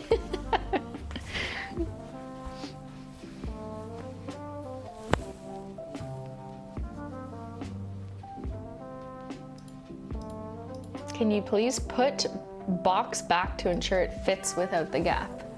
Well, I'm not done. I'm gonna add more to that section right there. Don't worry. We're gonna finish it all. Are the Crayola ones supposed to be like crowns with the cover? Yes, but they could have made that a through and through like mold if they wanted to, but maybe they went with the option of wrapping it instead. Okay, let's put Sally Hansen Extreme Wear, Extreme. Does anyone remember this? Okay, deep lore cut for the 7 people here, maybe, if seven, who are so deep into nail polish lore that they remember Sally Hansen's Pacific Blue. And I know everyone else will be like, why? It's literally just a blue creme. It's separated, which is normal because it's been sitting there for years, so I will shake it. Does anyone have the lore? Let's see, who knows? I still don't know why this was such a big deal. Like some of them, like Unicorn Pea, fully get it. Fully get why that was such a big deal. This one, I don't know what. I participated in it being a big deal because like I went out looking for it too. Fucking got me. I'm not that deep, but I've heard of it. I know the best blue to ever be produced by a company ever, but like, what? I think we just like started telling ourselves that. And then people were like, oh, I need it. And it just like, we did this to ourselves. I feel, as someone who also fell for it. I have a lot of Sally. What about it? Okay. I don't know the lore, but I remember that color being very popular. So it's not even like that bright of a blue. My camera's actually making it look a little more saturated, but it's here. I will, for reference, not that I have a dupe of this, but just like to show you kind of where it is. It's a blue creme. It's not the most opaque creme from my memory. It's like a 2 to 3 coater. Okay. It's kind of in between Royalty Blue and Board Meeting. It has more blue than cyan than Board Meeting, which has a little bit more cyan yellow undertone. And Royalty Blue is a little more like bold, true royal blue. So it's kind of in the middle. But 10, 15 years ago, I guess they discontinued it. Like, I'm sure Sally Hansen discontinued shades all the time and no one notices or cares. But someone somewhere, I don't know who started it, started like a whole blog or something, like getting mad at them for how could you discontinue the most perfect blue in the world? And then they started like repeating, or I noticed nail blogs or nail Instagrammers would repeat this messaging that it was like the most perfect blue ever, which kind of reminds me of what people do on TikTok these days, right? We just aestheticize something and we give it a name, like it's cowgirl copper hair, the most perfect hair, or you're a rat or a frog face. like, I know, maybe that makes no sense to some of you, but just people will just like assign a product or a look as something and give it a qualification or a criteria. In this case, it was like the most perfect blue, and then create this more public excitement of people kind of hopping on board and just agreeing with it because someone said it. Maybe they do, I mean, they do agree, presumably. But then it just like kind of just markets itself that way. And I don't think this was Sally doing it themselves, unless there was an industry plant, who knows? Yeah, blueberry milk nails, yeah. But this was more about a specific product. And I just remember Nailie's saying like, it's the most perfect blue because it's just the right amount of blue, and it's not too blue, and it's also not muted. I don't know. There's nothing about the formula that makes it that special. Any nail polish company who makes cremes could recreate this exact blue. Like, this isn't about a very specific, unique pigment thing, like the unicorn pea story. Yeah. Like, if we wanted to, I could make this, but like, it's also not really my goal to dupe products exactly. Like, that's not really what I'm interested in, generally speaking. But yeah, anyways, that's the lore. So I have one, I didn't see anyone in the chat unless I missed it, who was like, oh my God, I remember Pacific Blue, and I bought 7 of them when I heard they were being discontinued. All of this sounds very subjective. Of course, all of it. I mean, yes, it is. But I have it, so there you go. That's a little bit of nail polish lore. And this was also in a world where there was just less access to interesting, or brands that had disproportionately interesting nail polish that were available to a widespread market. Of course, indies existed, as they always have, as in any industry. Like in the beer market, there's always gonna be indie craft beer. But if you're just asking like normal people who like maybe haven't stumbled upon that, then we're really just talking about what's available in the beer store, or like whatever the equivalent is in America. I actually have no idea what the equivalent of the beer store is in America, but you understand what I'm saying maybe, right? So like people would get excited over this one specific Sally Hansen shade because it was more of a mainstream thing that maybe more people could relate to, rather than a very niche audience or customer base into indies, which are generally harder to find and get because you're buying directly from them.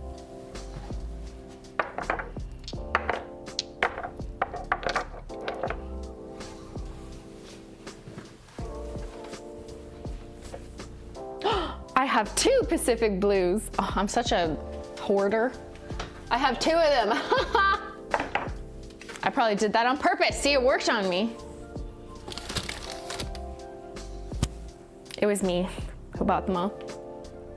I kind of wonder if they restocked it after that happened. Does anyone know? I'd be so curious. I never really looked into it. The liquor store? Yeah, I guess in Canada we have, or in Ontario we have the LCBO, which just stands for Liquor Control Board of Ontario. I actually have no idea what it stands for. In Quebec, they have SAQ, also don't know what that stands for, but they sell alcohol only. And we have the beer store, which sells the beer. In Ontario, you buy beer from the beer store. I know, like how simple-minded are we? What do we call this company? What do we call this place that sells beer? The beer store? Sounds good, okay. Put it on the sign, let's go. It's like me in One Coat Black.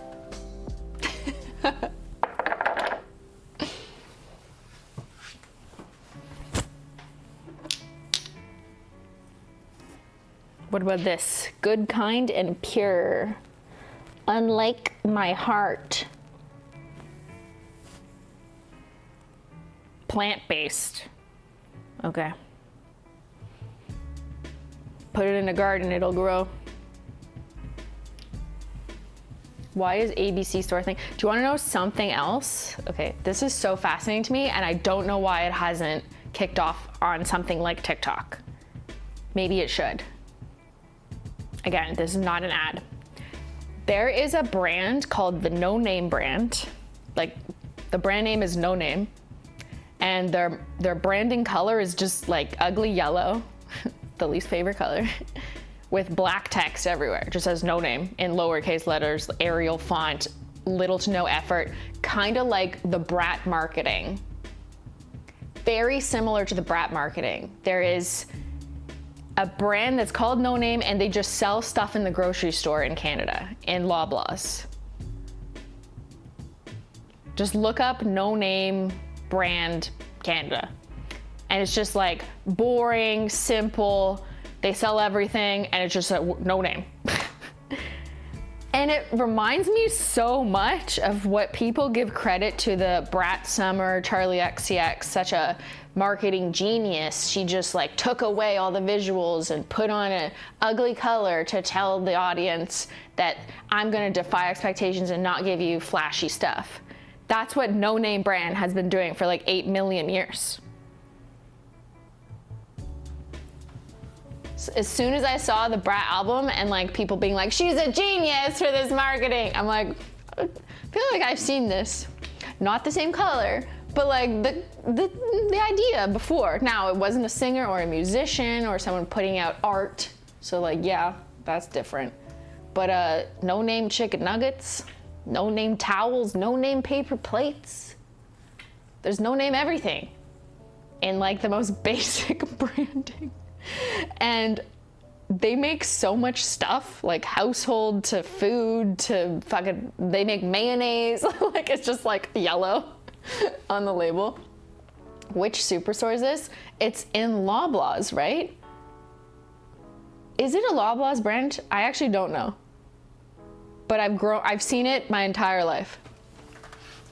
And I feel like it would do really well on TikTok just because of its approach to branding, and they've always been like this. I feel like I've seen commercials or marketing from them where they're deliberately being like, we don't have a brand, we're the No Name brand. And it's just like plain, blah, like zero effort, but that's the point.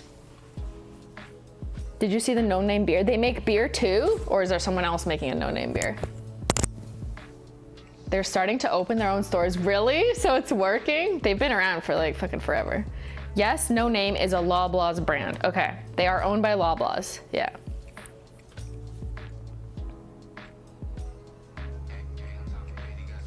No Name is an update of a 1970s generic branding trend called plain wrap. Look it up. Okay, interesting. See, there's like a history on this type of marketing. Yeah, I guess I was just going back to my earliest memory of seeing something extremely similar. Should have done that with Holo Taco, okay? No taco, just holo, just call it holo. That's it. Don't even say the word nail polish.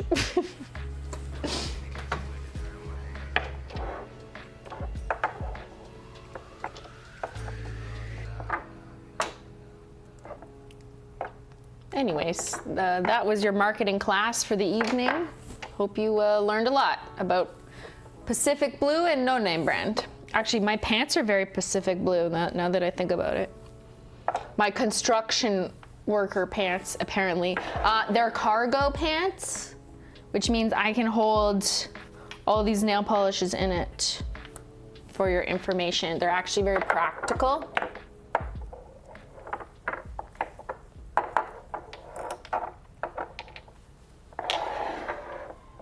Woo! Good job, Sally. All right. We used to have no frills. Oh yeah. What happened to them? Did they shut down? Did they get bought? I can't remember.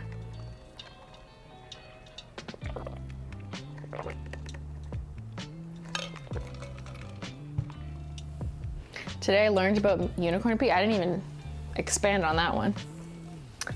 Oop, forgot a Sally. Oh no, there's, fuck off, Sally. Is this the 9th bottle I have from you? Guys, there's also Sally Mega Strength. A new bottle shape. A new world record. Oh my God. Like, slay all day. That's the shade name. Rise up. Persistent. And small but mighty.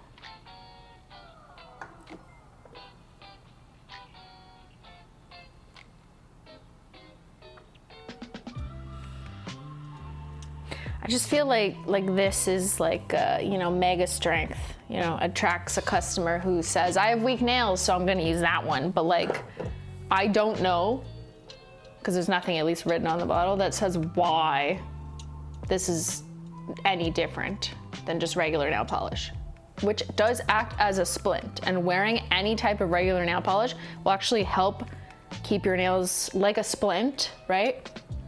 But nail strength isn't really strength. It's about flexibility. And the less flexible your nails are, the more they will bend, which happens when you like touch things, and snap and break. So you actually want your nails to be more flexible. More flexible nails means stronger / more resilient nails. How to get more flexible nails? Nail oil with a good jojoba oil in it. Maybe some vitamin E too, okay? Hydrate the nail plate, let it soak up all the oil. Over time, it will become more flexible and therefore more resilient to snapping and breaking, and therefore stronger. Some of the strength is genetic or related to vitamins, which is like not what we're, you know, I'm not your doctor. But I've never really believed in this, like, use this nail polish, makes your nails stronger. And it's like, well, no, I don't think so. I think a lot of it comes from the nail bed itself and how you treat it over time and how flexible it is. So use your nail oil. This is your daily reminder to oil your nails. I'm looking at you. Take that nail pen off your desk. Let's go. I always do it from the back because my nails are long, and then they like soak in through the underside of the nail, and then around the cuticle. Even when I'm wearing nail polish, I probably do this 2 to 3 times a day. And I definitely neglect my right hand more. Don't tell her. Don't tell my right hand. I do my main star hand more often for sure.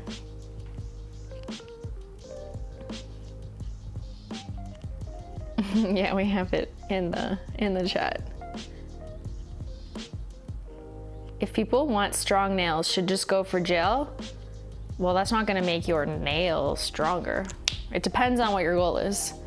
If you want your natural nail to grow long and be strong, then wearing gel, shellac, acrylics is like putting Band-Aids on top and not actually healing anything because you're suffocating it. That's a terrible metaphor. I don't know. I mean, if you just want long nails that don't break and you have to go on vacation for 2 weeks and you can't snap your fingers and make your natural nails long and resilient, then yeah, some people will just go for gel. But if your goal is to have your natural nails grow long and strong and like you want to be like Simply or whatever, then you don't want to be putting anything other than just regular nail polish that dries with air on. Because of the risk of removal of those other types of gel or acrylics or whatever, which if you're doing this yourself especially, there's just a higher risk of it peeling up the layers of your natural nail, or you just kind of think your nails are resilient because you have this hard binded surface on, so you just fucking stab things and then realize, oops, I'm bending my natural nail underneath. So it's not that necessarily that the product, like gel itself, like makes your nails weak, but it's all the factors around it, I think, that it's not conducive to having your natural nail grow and become healthier, if that's your goal.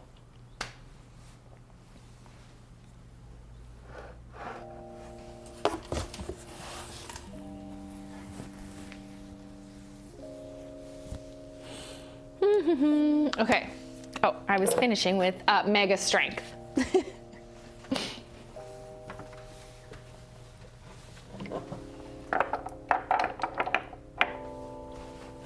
Sally does have branding. I'll give them that. They got branding for days, branding for months with all the different types of polish they sell. And I don't mean necessarily formula.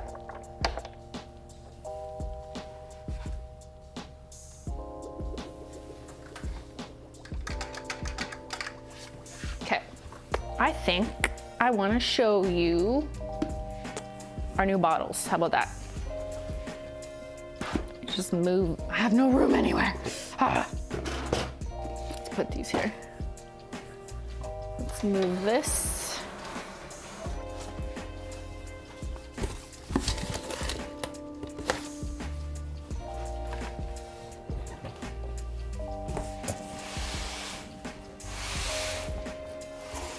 Okay, I'm gonna try and come back here. You just move my screen. Oh, uh-oh. No.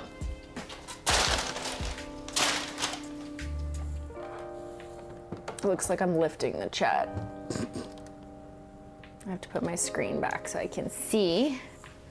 And I'm just gonna put the camera this way. Wow. Oh, it's crooked.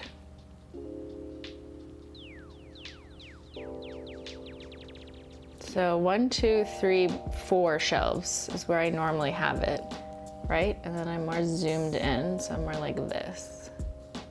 I moved my table the other day because I had to film something and now I can't. It's just like not straight. Whoops.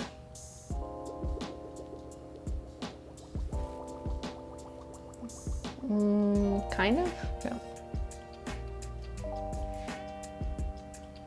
Okay, that'll do, except I have this. Oh, I see. So I gotta bring my macro camera over because I'm gonna give you a close-up. Let's move this. There. I think that's good. Sorry, I know you can hear me, but not see me.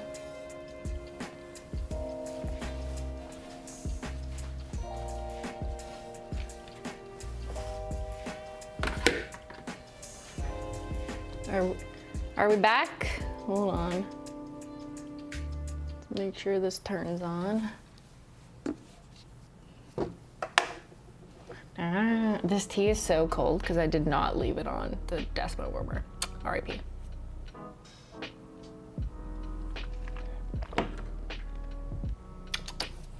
The tea is cold. Oh, no battery. Hold on.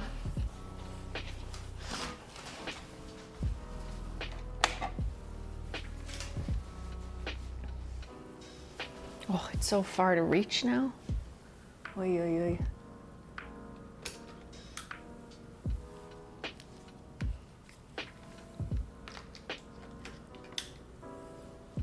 Just recharging your social battery, chat. You need it. All right, look alive. Look alive, chat. Okay, that worked, right? Oh, turn the camera on. Nice hard hat, thank you. Are you working late because you're a singer? Yes, I'm a singer.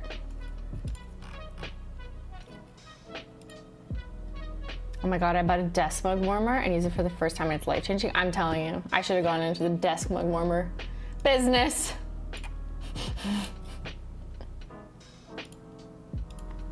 Can we talk about the skull-shaped Black Heart Hot Topic bottles? Oh, I had some. Did I unbox them yet? I can't remember. I don't see them anymore. That makes sense. I think unique, strangely shaped bottles probably aren't in the interests of the company long term. I'm just guessing. I feel like there's more problems with them. They're probably more expensive. Just a guess. Sometimes the like tried, tested, and true bottle shape or the way you paint it on your nails is what it is for a reason, you know? And to this idea of like reinventing the wheel, especially with like, remember nail polish markers? Yeah, you know how like every attempt, remember I reviewed some on this channel? Not this channel, my other channel, years ago. Like it's great in theory, but then it just never worked. So. Or spray can nail polish. Yeah. I remember that. Spray glitter or spray acetone. Oh my God, you just unlocked a memory. I'm shivering. But they look cool? Yeah, okay, sure. A lot of things look cool, but don't make sense, you know? Like outfits in my head, and then I tried them on. Doesn't work.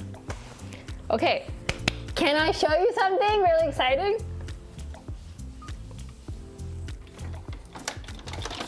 So, I went to Ulta.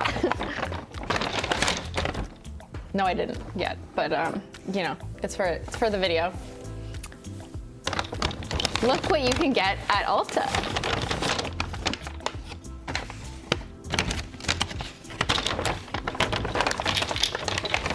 Holo Taco. It's very exciting. In full transparency, my team shipped me these bags. So that's why I have them. And no, I didn't go to a store and buy it yet. These are just the same bottles that will be in a store because I wanted to show you. And just as a reminder,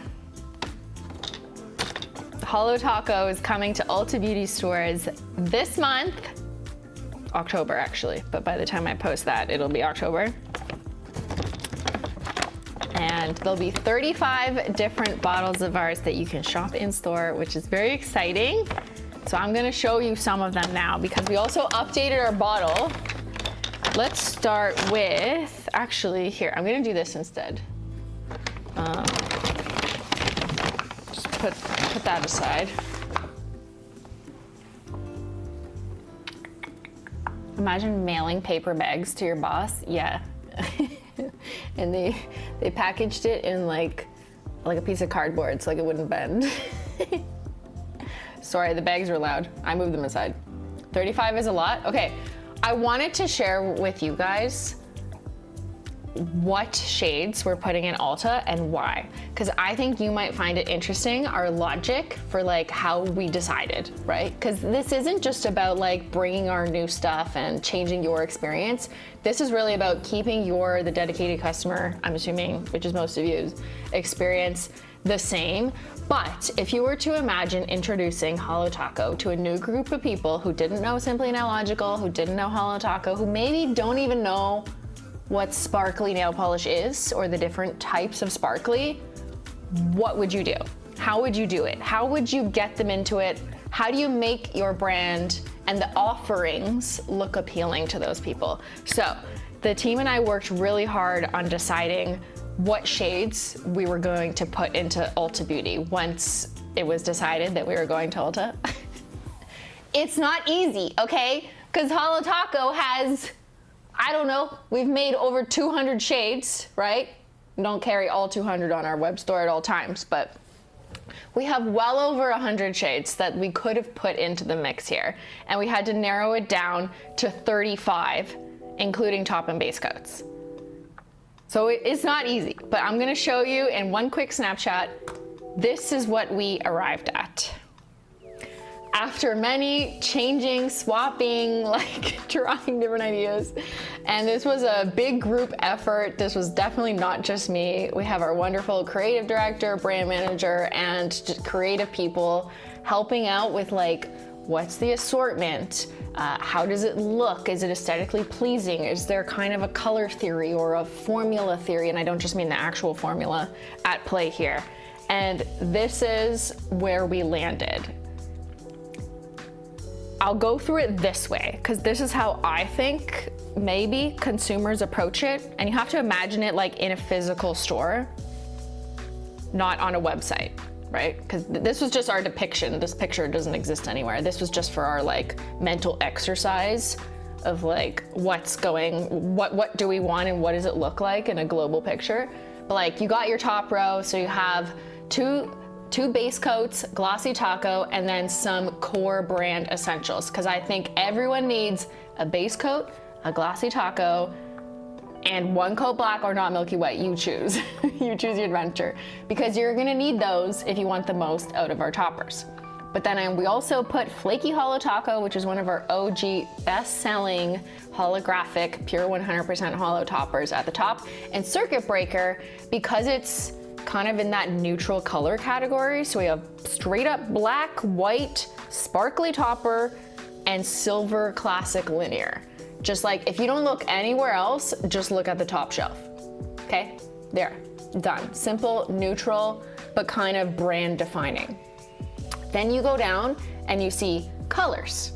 And what I have learned over the past 5 years of being at Holo Taco and, you know, seeing your guys' comments and seeing new customers' reviews is people do just see the color and not necessarily the formula, especially when you just like look at it in the shelf or in the bottle or off the website and at a glance. So it was important for us to have just one row of cremes. You'll notice it's disproportionately not cremes, but giving like one solid row of color really speaks to people to give them a solid choice of like, not only is this your step one, if you want to go the taco direction, but also giving people some options that might speak to them, whereas they may not see like the same color in a sparkly bottle, because sparkles can be a little bit confusing to the eye at first until you put it on and then like see the effect and then fall in love. We know how the love story goes, right? It's also part of the strategy because there's a reason why cremes, I think, you know, are disproportionately available in drugstore brands. So we wanted to give some, and we based our decisions not only on like a kind of color story that you see if you go down the row here, right? There's a little bit of a color building story, but also based on what sells well.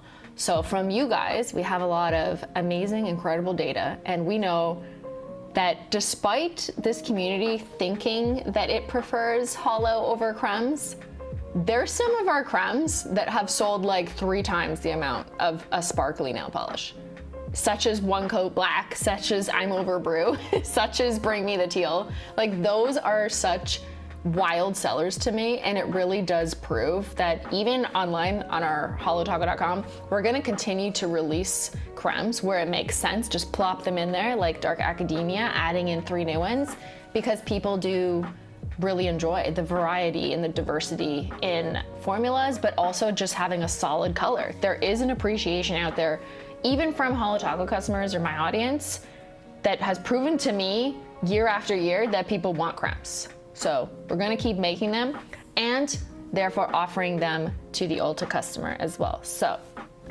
I'm Over Brew, Bring Me the Teal, 2 of our best sellers of all time. It also makes a lot of sense to add those colors in for fall. We knew we were launching in October. Left on Red, a classic red. High Tea Hibiscus, a classic magenta pink, which we presume will do better with the shopper who might be in an Ulta beauty store. Now, Duct Tape Gray is not one of those colors, right? That's like a weird one, but I think, based on our sales on our website, that I have faith in Duct Tape Gray doing, you know, hopefully well in a retail space. I know it was a risk. It absolutely was a risk, and it was flagged as like, are you sure you want gray? And, you know, she's like a weird one, but she's pretty, especially if you add a lunar unicorn skin or a aurora unicorn skin or rose gold flake taco. But time will tell. You know, we'll see over the next few months how Ulta sales do, which shades are selling better, which shades are selling worse with a retail shopper, which I think is gonna be different from our regular shopper at holotaco.com. But I'm really excited to see like how they converge or not, right? And then we have Perry Social and Sweet Tooth, some of our newer cremes that have just done so well on our website. And we just knew that with a retail customer base, something like a periwinkle purple and a very pastel pink was gonna perform well. So that felt like an easy one to include and give some pastel options. The people like gray. Well, I don't know, I feel like people associate it with being dead inside, but I wanted to make sure that our brand wasn't just only pinks, purples, and beiges, right? Like, this doesn't really look exactly like the distribution we see here. So I intentionally wanted it to be a little bit different, but it also can't be too different. It can't be like all black and hollow, because then you're really narrowing your potential there, you know? So it was a difficult balance, for sure. Gotta use this before it's gone. Huge congrats to you and the team at Holo Taco. So proud, can't wait to see it in stores. Thank you. These are smart gateway colors into the world of HT. Exactly. That's the hope, that's the goal. And then you go down, you have an entire row of toppers, and this was hard because there was no way we were gonna be able to like include all 6 unicorn skins and all 6 shimmers and give a retail customer like all those options. I also think that if you're just looking at it in store and not over black to like see the difference, you may not actually even appreciate the difference in the bottle. You may think they're just all the same, even though they're not. So we deliberately just put like 2 unicorn skins, 1 shimmer, 2 different metallic foil flake toppers, but rose gold and fallen flake look very different in the bottle and stand out. Then you have 1 reflective taco, everything taco, which is like one of everything, right? And you have flaky Holo Taco up there. So I think this is a really strong lineup of toppers to give potential new customers the gateway into our different types of toppers. Like we have everything in here. There's some iridescence, there's some flakes, there's 1 reflective, there's metallic foil, there's true holo, and then there's everything. So we were fighting over which ones to include. Like I really wanted lunar unicorn skin in there because even though it looks kind of yellow in the bottle, which I know is like for some reason a turn off to people, you put that over any of these colors, especially the pastels or the white, she is just so pretty. So I'm like, no, give them lunar. Let's see. And Aurora is, I think still our best-selling unicorn skin topper of the current 6 we sell. And that's from your data. So shouts out to you guys for putting Aurora unicorn skin at the top and making it part of our decision to put that in stores. And then as you move down, we've got a row of linear holo polishes. Linear holo, one of the most expensive shades to make because of the pigment in the formula, because they're super opaque and super dense and real hollow, which is why I think most drugstore brands don't have a lot of them, or any. But now we do, and we will be in some Ultas, so that's really exciting to get. It's not a rainbow, but it's a good assortment of colors. Like there's 3 maybe in here that people would consider neutral enough. 50 Shades of Greige, Coral Chaser, and Pink Fizz, right? Kind of pastel-y light.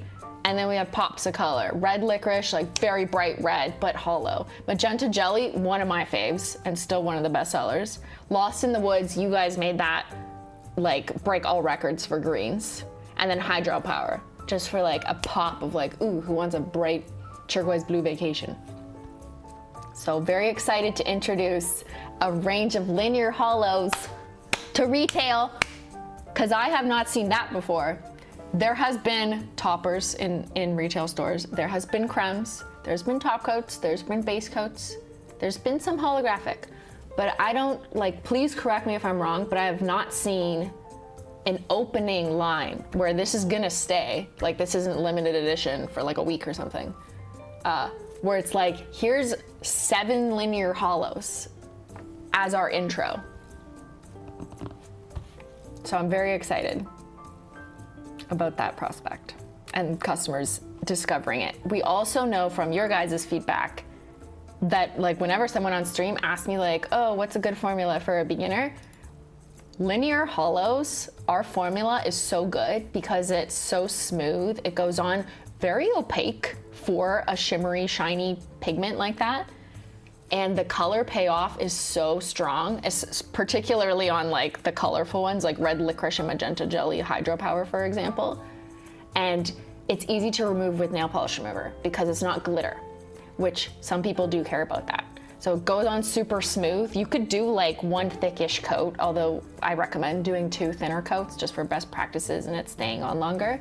But it's such a smooth formula. Some of our top reviews are for linear holo formulas. And so that was also part of the decision, like, let's just like make it a moment. So I'm very excited that we're really killing it in there with our linears, and hopefully the customer, you know, sees that and is like, oh my God, I'm so excited, give me all the colors in the world. Latte mayonnaise, can't wait to see Holo Taco and Ulta. Will there be combo examples in the display store? Lunar and DTG, what's DTG? duct tape gray is 100%. Yeah. I hope we're still working on ways to like, how do we link people to like figure this out, you know what I mean? And I do think we're gonna be working on more like new customer education stuff on our website or on our socials and that kind of thing. So when people do look to us for like, what do I do with this? Then we'll have the assets there. But that is an honest challenge, like if I'm just being honest, like in retail shopping experience, I can't just stand by the shelves and be like, listen, if you put this on this, it looks like this. And there are limits. You can't just like throw up a bunch of signs in a preset, you know, kind of block for nail polish. So, and honestly, printed flyers, like, don't even do it justice. Like, which you know, right? I can't explain why a linear holo is so beautiful with a picture. It just doesn't work. You know, we'll try. We'll do what we can with whatever signage, but it is a challenge, if I'm being honest. So we will see. We will see. And just remember, when new people come into the audience and they're like, oh, what is this? You be nice to them and you help explain to and I will do my best as well. Pictures and videos don't do most shades justice. I know, it's so tough. Okay, and on our last row, this was like a mix of some additional formulas that I'm really interested to see what people like here. Now, if my prediction or like assumption is correct that shoppers in a retail marketplace are mostly just focused on the color as opposed to the formula, then I would predict, you know, like Pop Rocker would probably do the best, and then Holo Cappuccino and Play Rosé and Milky White Shimmer, just based on the neutralness and not the formula. But as you guys know, this is actually quite a mix of our formulas. We put Waste of Space in there because we were missing kind of like one dark moody polish, but that had pops of other interesting pigments in it. So I thought that was a really good fit, just to like throw one dark emo color in there. Holo Cappuccino was like the perfect middle of the road neutral color. Unfortunately, we couldn't bring like all of the Holo Barista shades. There just wasn't enough space, and that wasn't really the idea here, being that we wanted to make sure we had like some color in here. But Holo Cappuccino has always been my personal favorite. So although it's not our top selling of that particular line, it's part of a balancing act. 50 Shades of Greige is a paler neutral. Holo Cappuccino is kind of in the middle. Not the same formula, but it's showing the retail customer something new, something of a different formula as well, that crushed holo formula, which we know people love. And then we have Play Rosé, which is actually the only chunky glitter on here.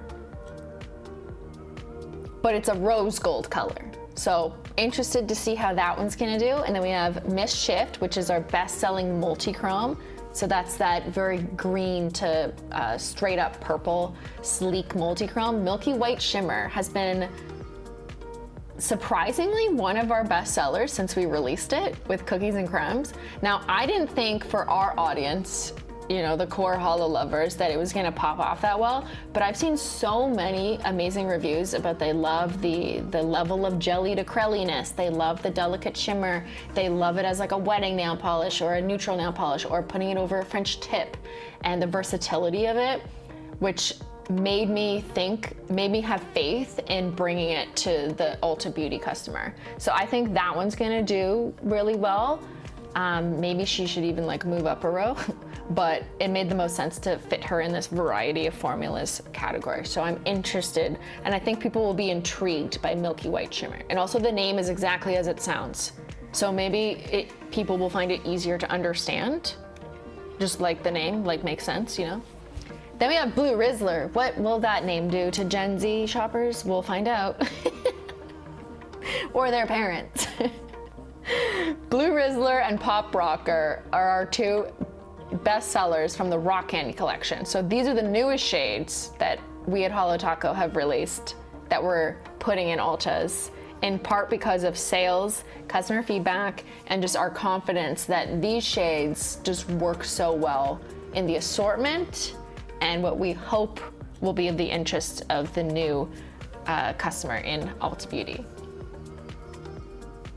Will Ulta give you sales data, or how how does data gathering work for the retailer? We will get some data. We will get some performance data, and of course, when they're placing like reorders for certain shades, it'll be telling, I'm assuming, like what they're ordering more of, what they're ordering less of.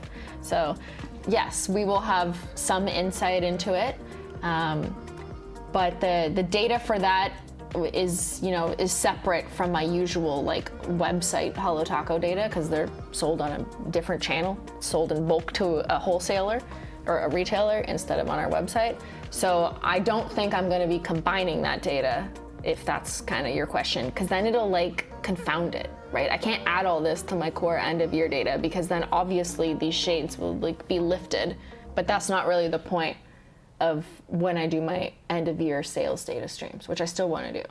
But I'll see what I can do. I'm interested in like what could I glean high level, at least from the Ulta sales data that I could share with you. I'll see what I can do. But right now there's like no data. I don't have any data yet. We're not even in a physical store. But give me the data, I know. Winter is coming. Is there any plan for someone wants a blanket? Mary doesn't want nail polish. Manny, sorry, not Mary. No, I don't have plans for a bigger blanket. But this one's pretty big. Did a sponge gradient for the first time, or bite me and bonus track movie Burgundy Crush Hollow. I love that. That's fun. Okay, can I show you our new bottles? Now you've seen our logic, you've seen the format, you've seen the formulas, the colors, my thoughts, all the thoughts are collective thoughts from the team of what we think is gonna work in retail, at least to launch. But sales and time will tell. If customers hate blue or gray, then like maybe we have to pull those out at some point. I don't know. I don't know yet, which is like kind of scary, but like kind of interesting too. So we're gonna see. I love how much this group enjoys data, me too. And that's why I wanted to share this with you, this like behind the scenes strategy, because all of this, well, some of this was based on vibes and like what looks good and what we think is gonna work, but so much of this was informed by our existing data that comes from you. So your purchases over the last 5 years, your reviews, things you've said about what you'd like to see, things you've said about how easy a certain formula is to use, or how you like putting combos on whatever. All of this feedback and data that we've gotten from our core dedicated customers over the past 5 years has allowed us to even be equipped with the tools and knowledge to present something like this to Ulta and be like, this is the assortment and here's why. So thank you for your data. It all led to this. It all led to this moment. I feel like I want to redo this in a store. You know, like I'm just sitting here in front of my shelves in my house, but I can't wait to actually go in a store and be like, there it is. Okay, new bottles. Not different shape. We kept the shape. Don't worry, collectors. Let's start off with this bag. Oops, why are my socials on? Okay. You're welcome, thank you.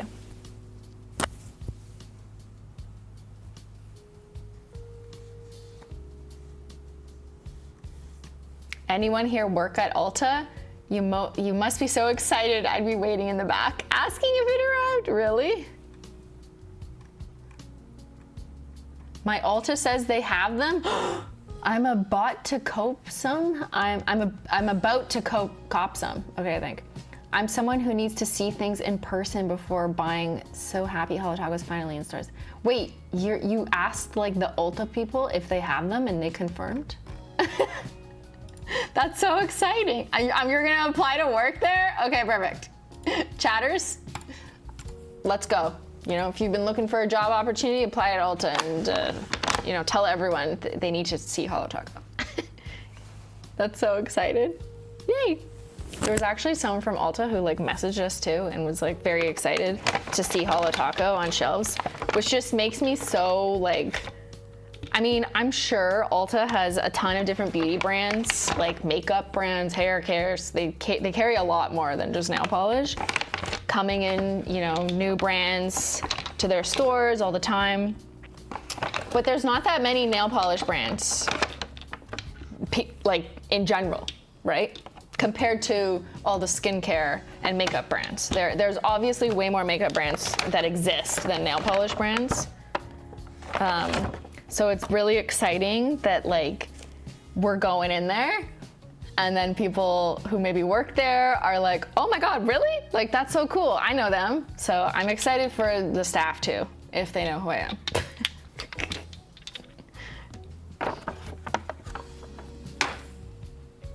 It's kind of like finding an old friend. Does that make sense? I don't know. Okay. Hold on, I'm gonna lay them out for you first. So, let me just grab one here and I will. What's the best one to show you on? Probably Fallen Flake, yeah, okay. I'll give you all of them, but let's do this first. Let's get it close up. Okay. Current bottle, new bottle. Exactly the same size, shape, glass, exactly the same cap. None of that changed. The only thing that changed was labeling. So you can see the holographic hot stamp. This says nail topper underneath of it. And then it also now has French. Because if you're gonna write nail topper, you need to, well, you don't need to, but we wanted to write what that is in French. But we also find it very confusing to write specifically topper in French. So they all just say vernis à ongles, which just means nail polish in French. But Frenchies are used to this, so that's not uncommon when it comes to that type of translation. But we added a description on the bottle, and I'll show you again on black,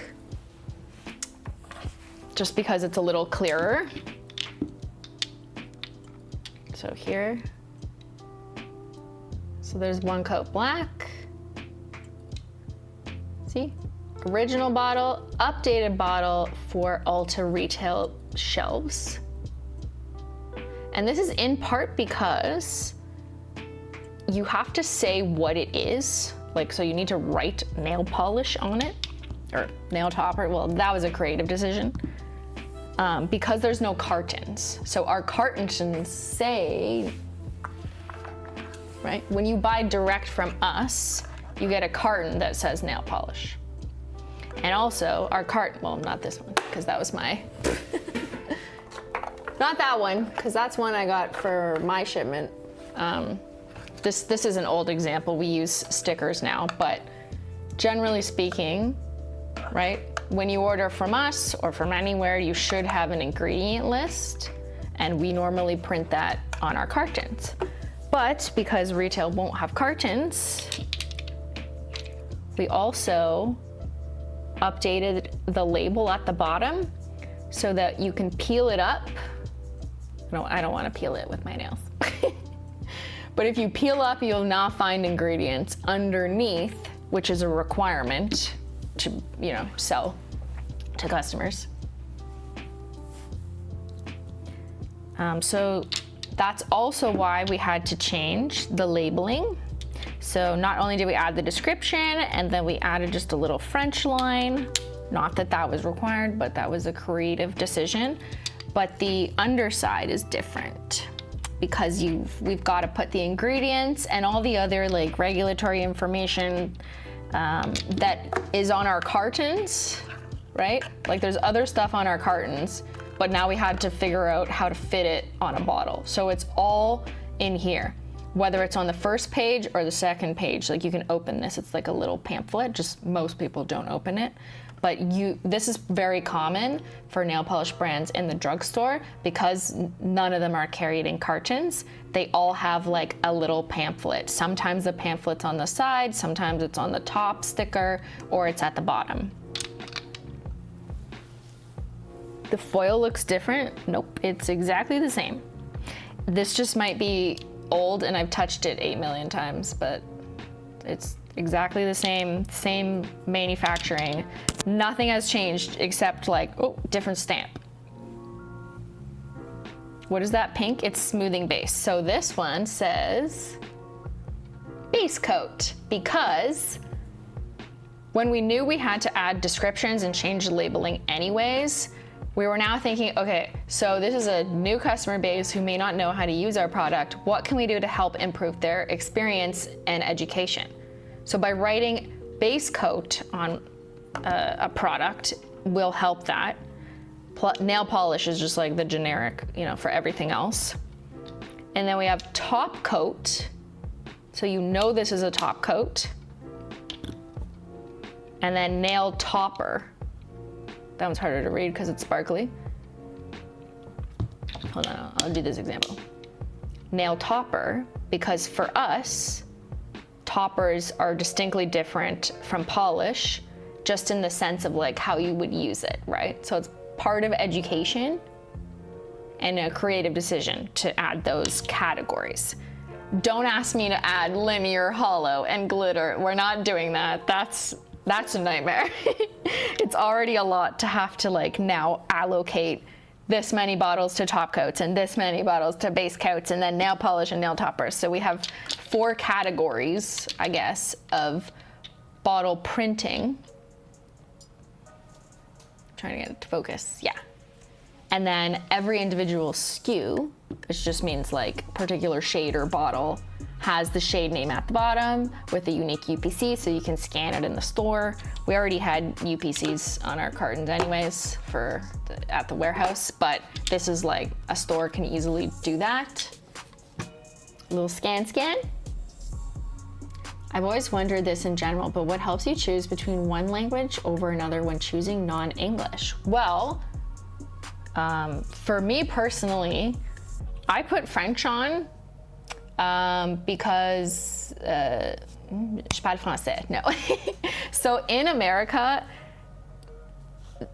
you don't have to have any other language printed on physical products sold in a store other than English. That's the law. In Canada, however, if you ever wanted to sell in a physical store, you are legally required to have all the English stuff translated to French.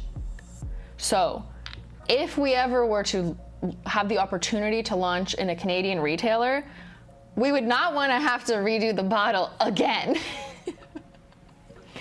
So just like, not that that plan is underway or there is an opportunity that currently exists, although I would love it if the right opportunity to retail in Canada came along.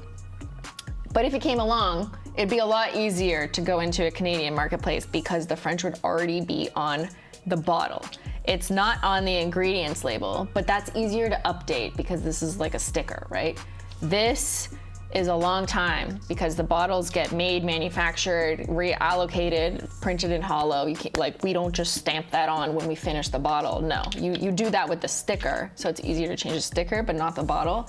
So we definitely did not want to change the bottle twice. So just in case, if we ever get that opportunity to go into Canada, we're already checking that box. So Shoppers Drug Mart, you can enter the chat.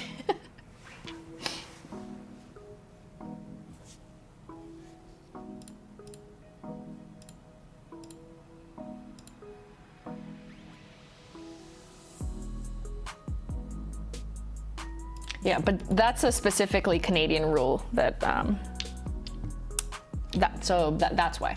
And honestly, like, I kind of like it. It's kind of cute to say like vernis à ongles, and not that this like really matters to, you know, the average consumer shopping at Ulta and finding these and being like, why is there French? I don't know, I don't care, right? But if you come into this community and you learn a little bit about who made this nail polish or who's behind it, and all the 10 years of videos and community that we've had, and you hear like, oh, it's a Canadian, and oh, she's made some French videos. It's kind of like a little nod, I guess, to me, sort of, on the bottle. Also, it sounds fancy for people who fall for like French fancy marketing, yeah. Except I didn't put it on there for that reason. I put it on there thinking of like protecting the possibility if like we did go into Canadian retail, like it's operationally just smarter to do this up front. But also, I'm the French Polish Mountain girl. Oui.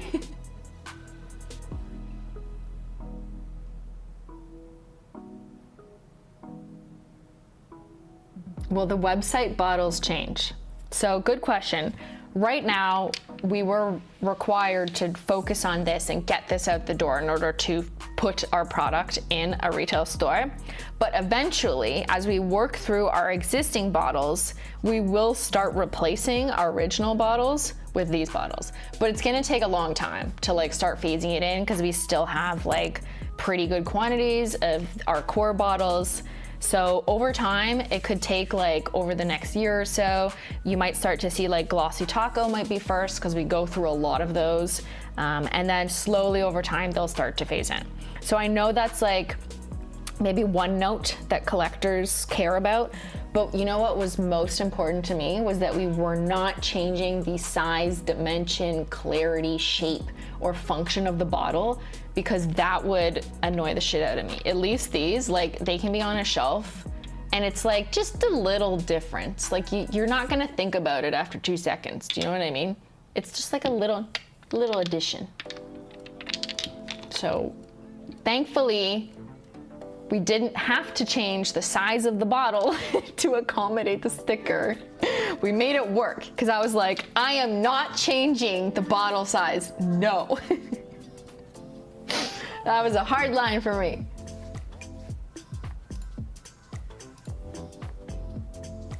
Want to know something else that's we thought through? Okay, so when we eventually start switching these, okay, and you order on holotaco.com, as you will probably continue to do, because that's where our new collections are gonna drop, okay? You're gonna get it in a carton, and you can see Nail Topper through the window, and it fits perfectly. Yep. My team thinks of everything. So it still looks good in a carton. Thank God, right? Yeah. Yeah, we're trying to make all the puzzle pieces fit. Like, this was no simple task. I will say that. Okay, let's do the lineup. So, okay, what would you buy if you were, okay, let's go shopping. We're shopping at Ulta. This is virtual shopping, just pretend. Okay, pretend I'm like on a TikTok live stream and we're going virtual shopping together, okay? What am I buying you? Send me your Venmo. I will upcharge you 18%. Some people will think that, won't realize I'm joking. That's what they do on TikTok. I'm joking. What do you want? The pinks and the sparkles. Okay, we're shopping. I'm shopping for you. What am I getting? Bring me the teal, okay. Okay, I got bring me the teal. That'll be $12 US, please. Milky White Blue Rizzler and Hydro Power. Okay, you just want all the specialties. Sorry, that's really loud. Milky White. Hydro Power. Blue Rizzler. Okay, what are you picking? What is this? Actually, that's kind of a cute Skittle Mani. Not bad. Okay, we've got these for chatter. What else? Miss Shift. Oh, that one looks good in the bottle. Like, I think customers might buy this just because like they're like, whoa, it's changing colors. Here, Skittle Mani. Need me a Glossy Taco? Of course, everyone better buy this. If a customer checks out without this, I'm coming for them. Like, I'm gonna call the store and be like, do not let them leave. I feel like it'd be so funny if I just randomly showed up and was like, you know, they're just unsuspecting normie, you know, just like, oh. Okay. Oh, is this one changing? And I'll be like, oh yeah, that's a multi-chrome. It's pretty cool, huh? I'll just start a conversation. They'll just think I'm like a stalker. I could be their consultant. I feel like this would be a really good like YouTube short series, except it'd probably be illegal without their consent, so I won't do it, but it's funny in my head. Ruthie, have y'all tested how the different polishes look in retail lighting versus natural lighting?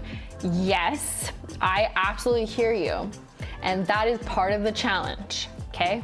Because linear holo,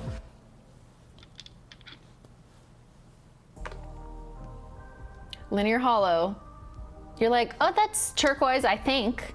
But the untrained eye might think these are similar, just one is darker, right?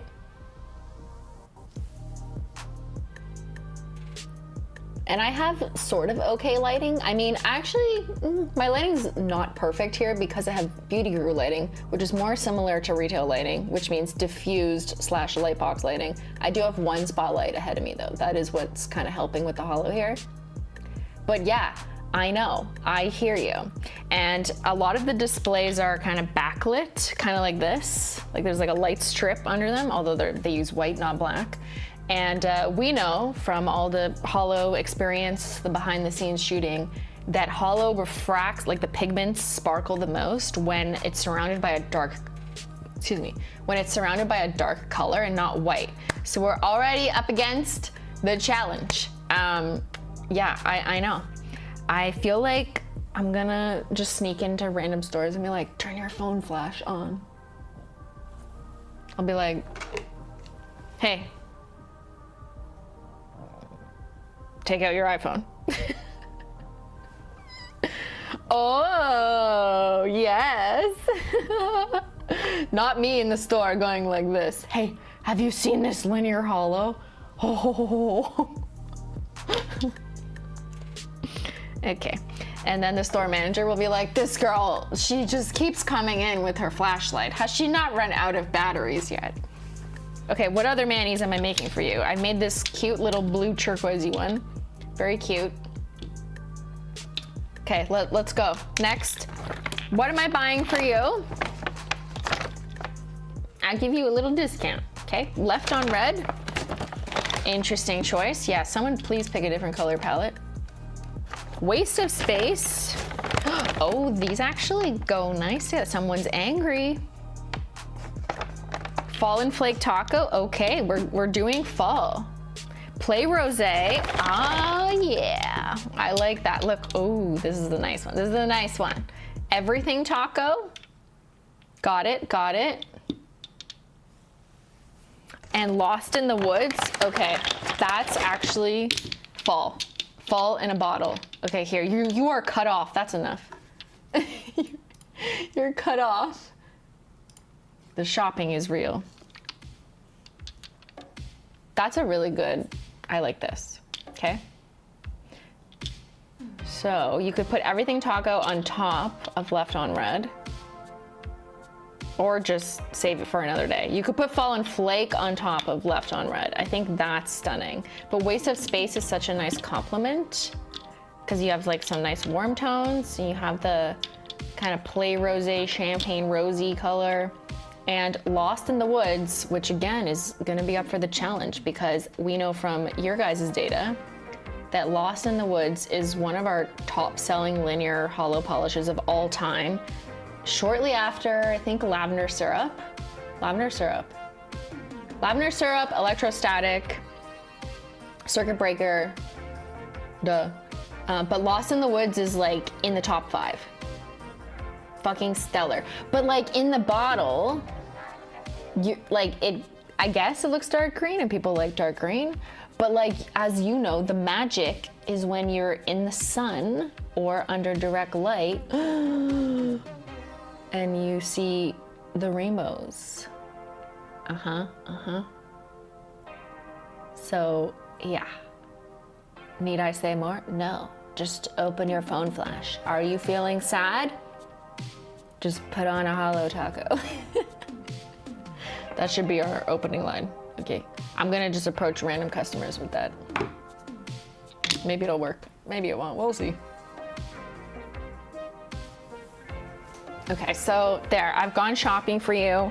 These are the exact same price as you find them on our website. Retail. So all the crowns are $12 US, all the specialties are $14 US, and base and top coats and everything in between, same price as what it is on holotaco.com currently. Wait, will the sticker underneath change as well for Holo Taco direct customers? It doesn't need to because we already have, like, all the information on here is already on here. So it doesn't need to, but it will probably just be operationally what makes the most sense to do. I don't think we would deliberately like keep, where's an example? Keep our little, actually this is an older one, that's not even a good one. Give me a recent one. Keep our little baby stickers here that do have a fold out option. Just to have 2 different stickers, like, is kind of pointless. Even though it is pointless to have twice the information. But it'll be an operational decision of what makes the most sense. Because it doesn't really affect your experience. And we already looked at everything. Like, it doesn't, when they sit on the shelf, you can't tell. Look, you can't tell which one has a big sticker. Don't worry, I tested everything. Please don't change the sticker. Why? What? Come on, be reasonable here. What? Why can't I change a sticker? Was a sticker on the side of the bottle an option? Not for me, because that would be ugly, okay? I don't want to disrupt the visual presentation of the bottle when it's sitting on the shelf. So even on the side, I feel like that would be ugly. So we worked really hard to like put everything we needed to on the bottom, so you just don't see it. I will say the circle sticker is a little bit easier to read. Well, that's what happens when you gotta fit words somewhere. I mean, no, the font is actually the same for the shade name. The font size looks the same to me for the shade name. And also, the stuff around is even smaller. So, was anyone reading this anyways, other than the shade name? Right? Like, you're not reading anything other than the shade name. And if you do need to read the ingredients, they are there for you. You can also go on the website, either way, but it's fine, normies can't read. Well, yes, neither can I.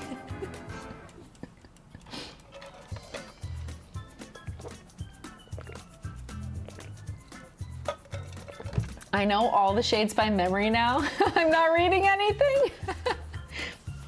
Yeah, shouldn't you guys have memorized it for your homework? What's going on here? You picked a good selection. Thank you. Thank you so much. It was so hard for me and the team to narrow it down and to finally say like, okay, this is it.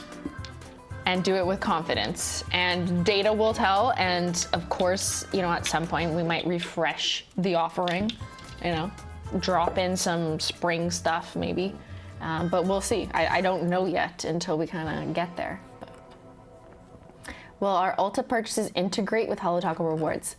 So if you buy Holo Taco on Ulta, then you get Ulta rewards because you are buying it from their store if their rewards apply or you're in their program. If you buy from holotaco.com, as you have done this entire time, you get Holo Taco loyalty points or loyalty rewards, and it counts towards your tier and your points. So yeah, they have their own point system with whatever promotions or whatever they do, and we have our own point system. It just depends on who you're purchasing from. Otherwise, it's like double dipping, right? In theory. I hope Ulta is ready for a bunch of illiterate know-it-alls flash mobbing the nip. Let's be nice now, okay? No, we're very excited to introduce. I know your polyanarchy is joking. That's just how they talk. But we are very excited to introduce this to new people and, you know, get them curious and excited and come on over. Let us double dip. No, I can't do that. The new bottles and stickers are perfect. I am so happy for you, Holo Taco, and our wonderful Holo Taco community. Congratulations, Christine. Thank you so much, Caroline. It's so crazy that we're here and we're doing it. We're doing this. Keep the sticker, it's okay. Okay, good, I was about to change it because one chatter doesn't like a square. How does the polish cost the same to buy from Ulta as it does from the Holo Taco site? Because we make less money, that's why. That's what happens when you buy wholesale or you put your brand or products into a wholesaler or retailer. you give them a discount, so they buy for less money than the retail price, and then they charge the retail price to make some money because they're buying in bulk.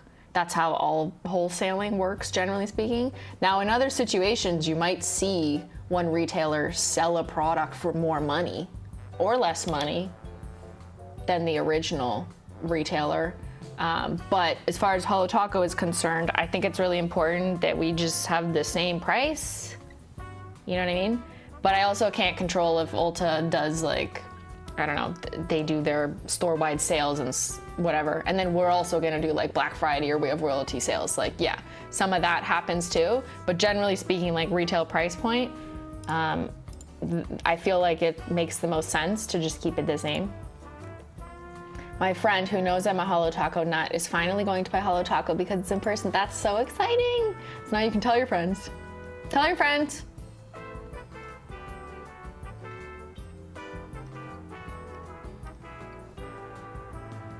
Is there a specific date in October when the polishes will be released, or will it vary by store across the country, if you know?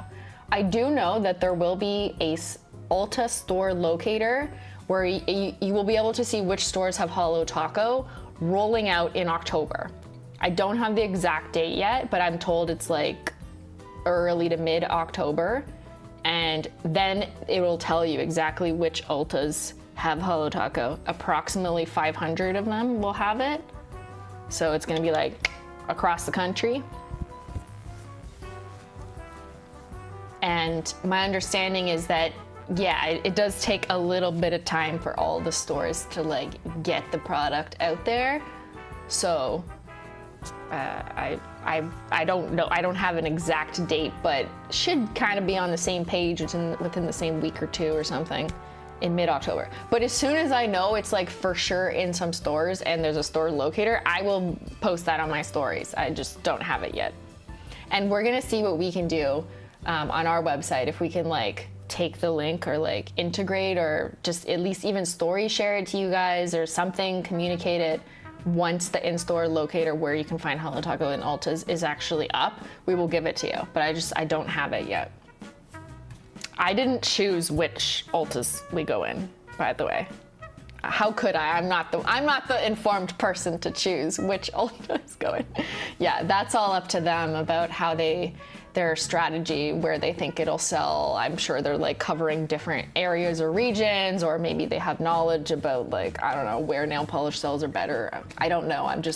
They have their own kind of strategy for like where they're rolling out certain brands. And yeah, you know, performance will tell. Little Dika, super proud of you, Christine. Thank you. Been following your content since the Holo Cappuccino vid, which is going to be at Ulta. Isn't that hilarious? It's kind of, I think that's funny. We should bring it out just to celebrate. Hey, you want a Holo Cappuccino? Well, now you can buy that video, basically, inspiration at Ulta. How funny is that? There's literally like my video ideas that will be in a store.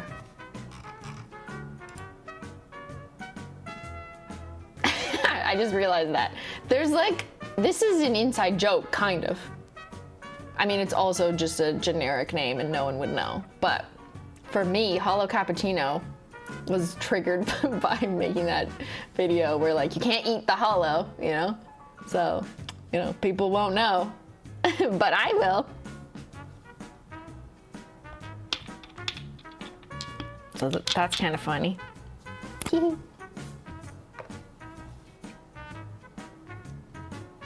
I wonder if it's Ulta exclusive only or Target x Holo Taco. I actually don't know about the Target thing. I don't know. I'm gonna guess not. But that's only because I think they don't have the nail bars there. There's like a section. Do they? Someone correct me if I'm wrong. If they don't have the nail bars, it would make sense that they wouldn't be in the Targets. It would probably just be in the like regular Ultas. But I actually don't know off the top of my head.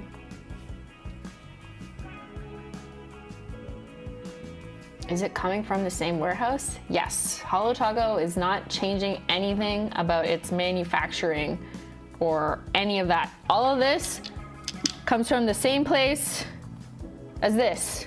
Sorry, I should have picked the black and the black. Where is it? These are all made exactly the same. Exactly the same. Just put it in a bottle that has something different in the exact same location with the same people. Nothing else is changing. We're just making a bunch with this label and then shipping it directly to Ulta's distribution centers across America. My Target Ulta doesn't have any nail polish. Yeah, so that might be a clue. Because from my understanding, I think we're like in the nail bar where there's like sections. And I guess those aren't in Targets because they're a smaller selection of stuff, yeah.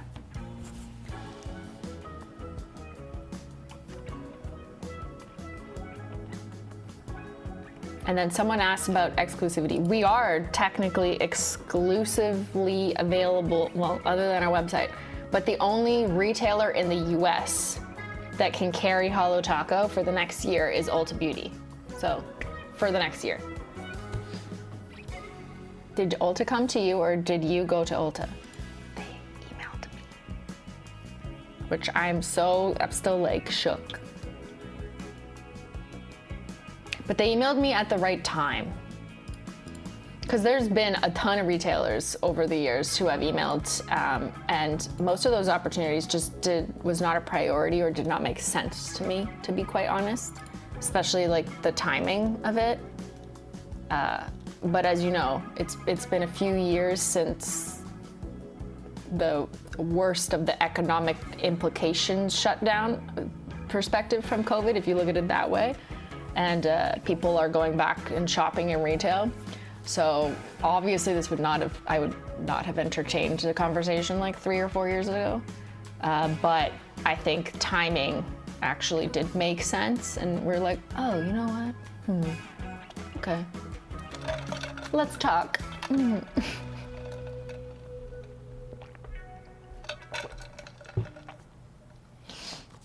Any plans for the UK or Europe? As I've explained for like Canada, same question. I think like going into retail is not easy.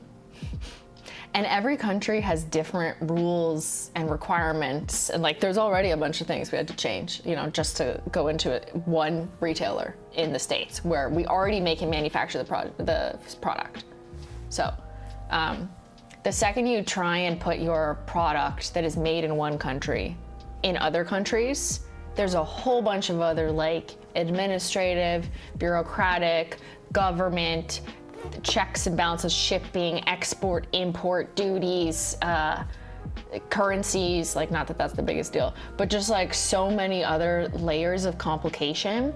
And you have to do a bunch of financial analytics to determine if that, I'm saying the word burden, but like that sounds so dramatic, but if all of it is economically or otherwise worth it. And you might think, well, it is for me because I would buy.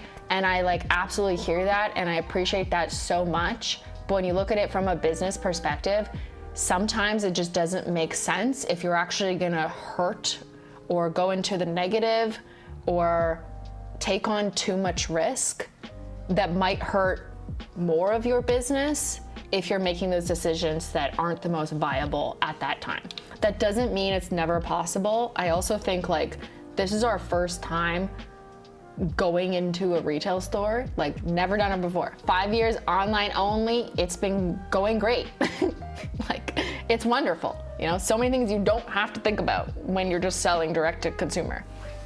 But now we have to think about a bunch of things, a bunch of different things in the States to add on a bunch of other countries that all have their own rules, different retailers, is way more challenging. That doesn't mean like we'll never consider it. It just means it's not something that makes sense to do all at once.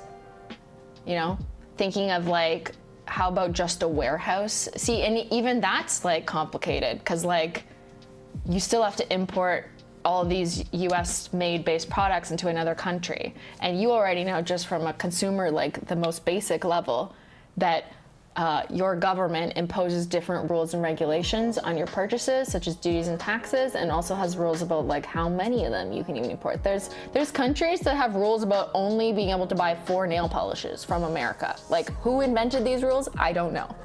but there's so many of these challenges that sometimes is just not worth the resource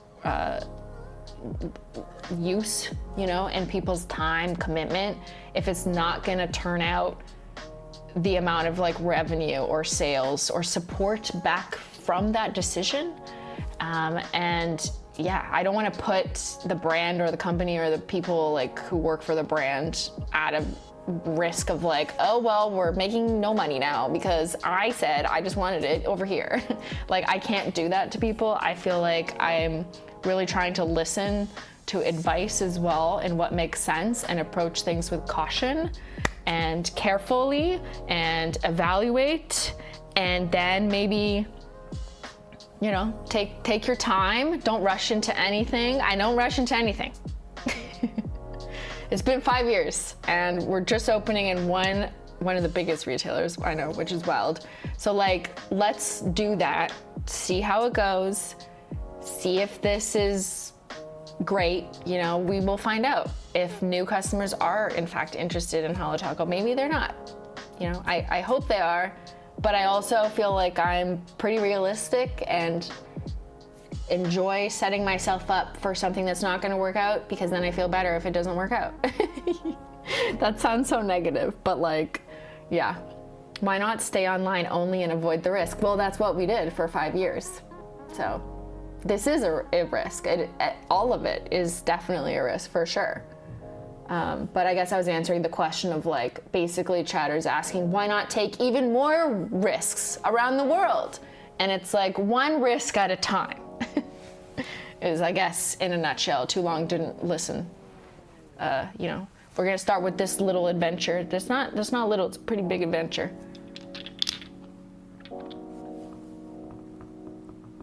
Will your birthday collection come in the new bottle?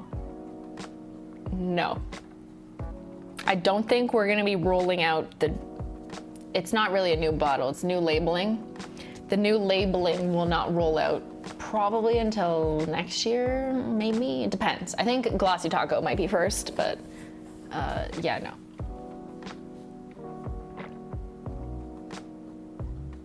What metrics will you be using to determine whether this is successful? Well, it depends if they reorder or not and how much. So yeah, I'm interested to see, because like that's up to them, right? A retailer decides who they want to stock and how much product they want to order. And I'm assuming that they base those decisions on how well the sales are doing in the store itself. So, you know, if they feel like they're not selling, then maybe they're not reordering as much. So I don't know.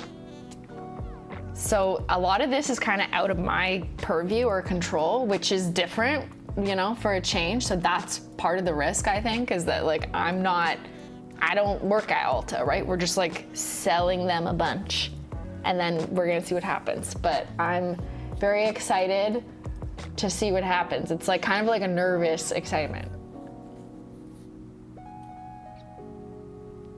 Okay, who's working in supply chain? What are all these questions? Are you a cop or are you writing a book? Do they do small batch reorders? I don't know yet. You also realize like it's not me that they're like personally calling up me like, hey Christine, can I get 7,000 lost in the woods? Like that's also not how it works, you know. Sally is listening. I think that's what's going on. Sally's in here posing as a chatter.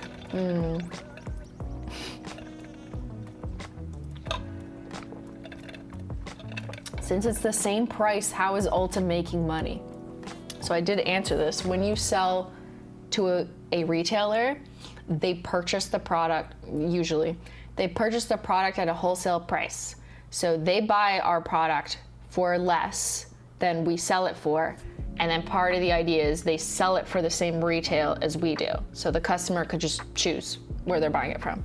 But they're buying in bulk because they're buying a lot, which is why they basically get a wholesale discount. That's the concept of wholesaling in a nutshell.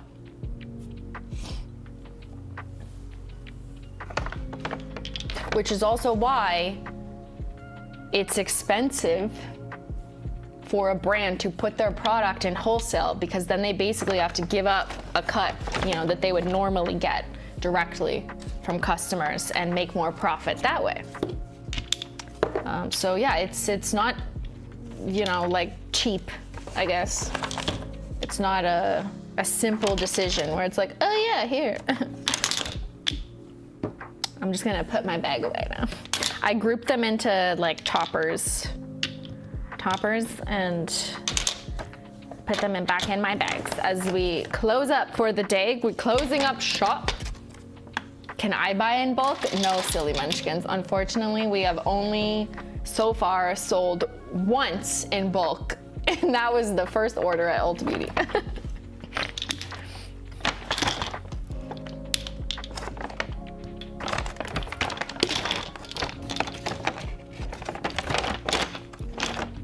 I hope I don't put like the wrong bottle back. Right now I'm just gonna keep these like on the side, like keep the bottles separate. Like I'll put these OG bottles back. Oh, the OG bottles.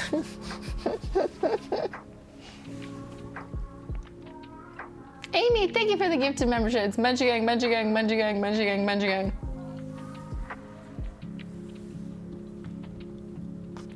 Menchie Gang will be tomorrow. I'm sure they're gonna ask all of these very detailed questions again. I think Menchie Gang, I swear there's like a Sally mole in Menchie Gang. I'm gonna find which one of you works for Sally. I'm gonna find you.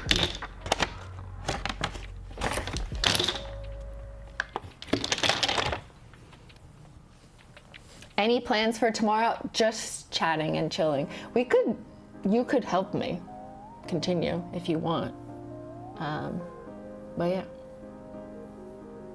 Mountain, thank you again. 5 gifted memberships. Menchie Gang, Menchie Gang, Menchie Gang, Menchie Gang. Cat hair going down the drain. I had a good time today chatting with you guys. I think I don't know, maybe I said too much, but honestly, like my philosophy is so much of my personal success on the internet, my brand success, the fact that Holo Taco has become so successful for 5 years, like it doesn't rely on retail, clearly. Proof of concept, 5 years, hello. But it's because of you guys, and I've heard from you that one reason why you continue to come back and like watch this stream or join the Menchie Gang or like our products, other than like liking the products itself, which I hope you do too, is because you like and enjoy the transparency and the conversations that we have, and that I'm not just like slapping words on bottles and selling you emotional concepts or whatever. And it's more about like actually talking to you, like literally answering your question in the chat as much as I reasonably can, and just like telling you how it is. And I feel like maybe some of my answers, if you take them in isolation, like if you just like crop out, I don't know, 20 seconds of like something I said earlier about Sally or something, like maybe you think I'm being too over analytical, or maybe I'm, oh, this one line she said about this sounds really cutthroat or like crazy business minded or something, or like that doesn't sound like she cares. Or I feel like there's a lot of ways to cut and paste things I say into something like that, but I know that that's not what this community does. They mostly, for the most part, either give me the benefit of the doubt if they didn't hear the whole stream, or if they did, like you heard it all in context. You heard me just telling you, like, yeah, this is marketing. Like, this is what people do, instead of just like telling you like fluff. Like, I'm not actually trying to sell my product. Like, of course I am. And yeah, I like to talk and explore different marketing ideas and be honest about them, you know, or share our logic and some of the data and the insights we got from you into informing why we decided to do what we did in Ulta.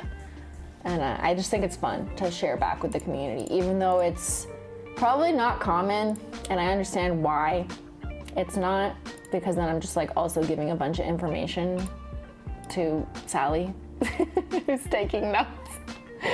But whatever. You're a real person giving real answers. You aren't screwing us over, but you still need to make money. Okay. Anyone else would have $20 polishes. Some brands do sell their product for 20 bucks, yeah. I appreciate your transparency and real life-ish. Thank you. Thank you, Yaz. Thank you for being so transparent with us, even though it isn't recommended for brands to do. We appreciate everything, and congrats on Ulta again. Thank you. Yeah. We don't want fluff. We like that you are data-driven and business-minded. Yes. But this is the best content. It is weird, isn't it? That like people, it's so meta actually, now that I think about it. Uh-oh. What is he saying? He didn't say anything. He just pressed. Did you have something to say, sir?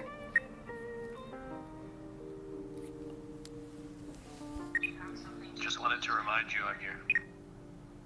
Just wanted... Okay. He just wanted to remind me that he's here. That's so creepy. Could you be more creepy?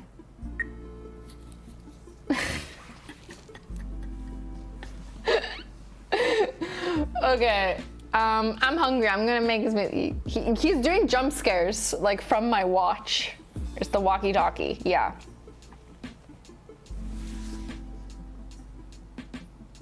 I wish we would know how many people are true first-timers that buy from Ulta. That's gonna be such hard data to get, I know, and it's already so, I already talked about this with my team. I think like one thing that we're now starting to do when you go through an email flow as a new customer, you probably won't see this because you're not a new customer probably, is like, where did you first hear about Holo Taco? And there's like Simplynailogical, YouTube, Instagram, whatever. And soon we're gonna add Ulta.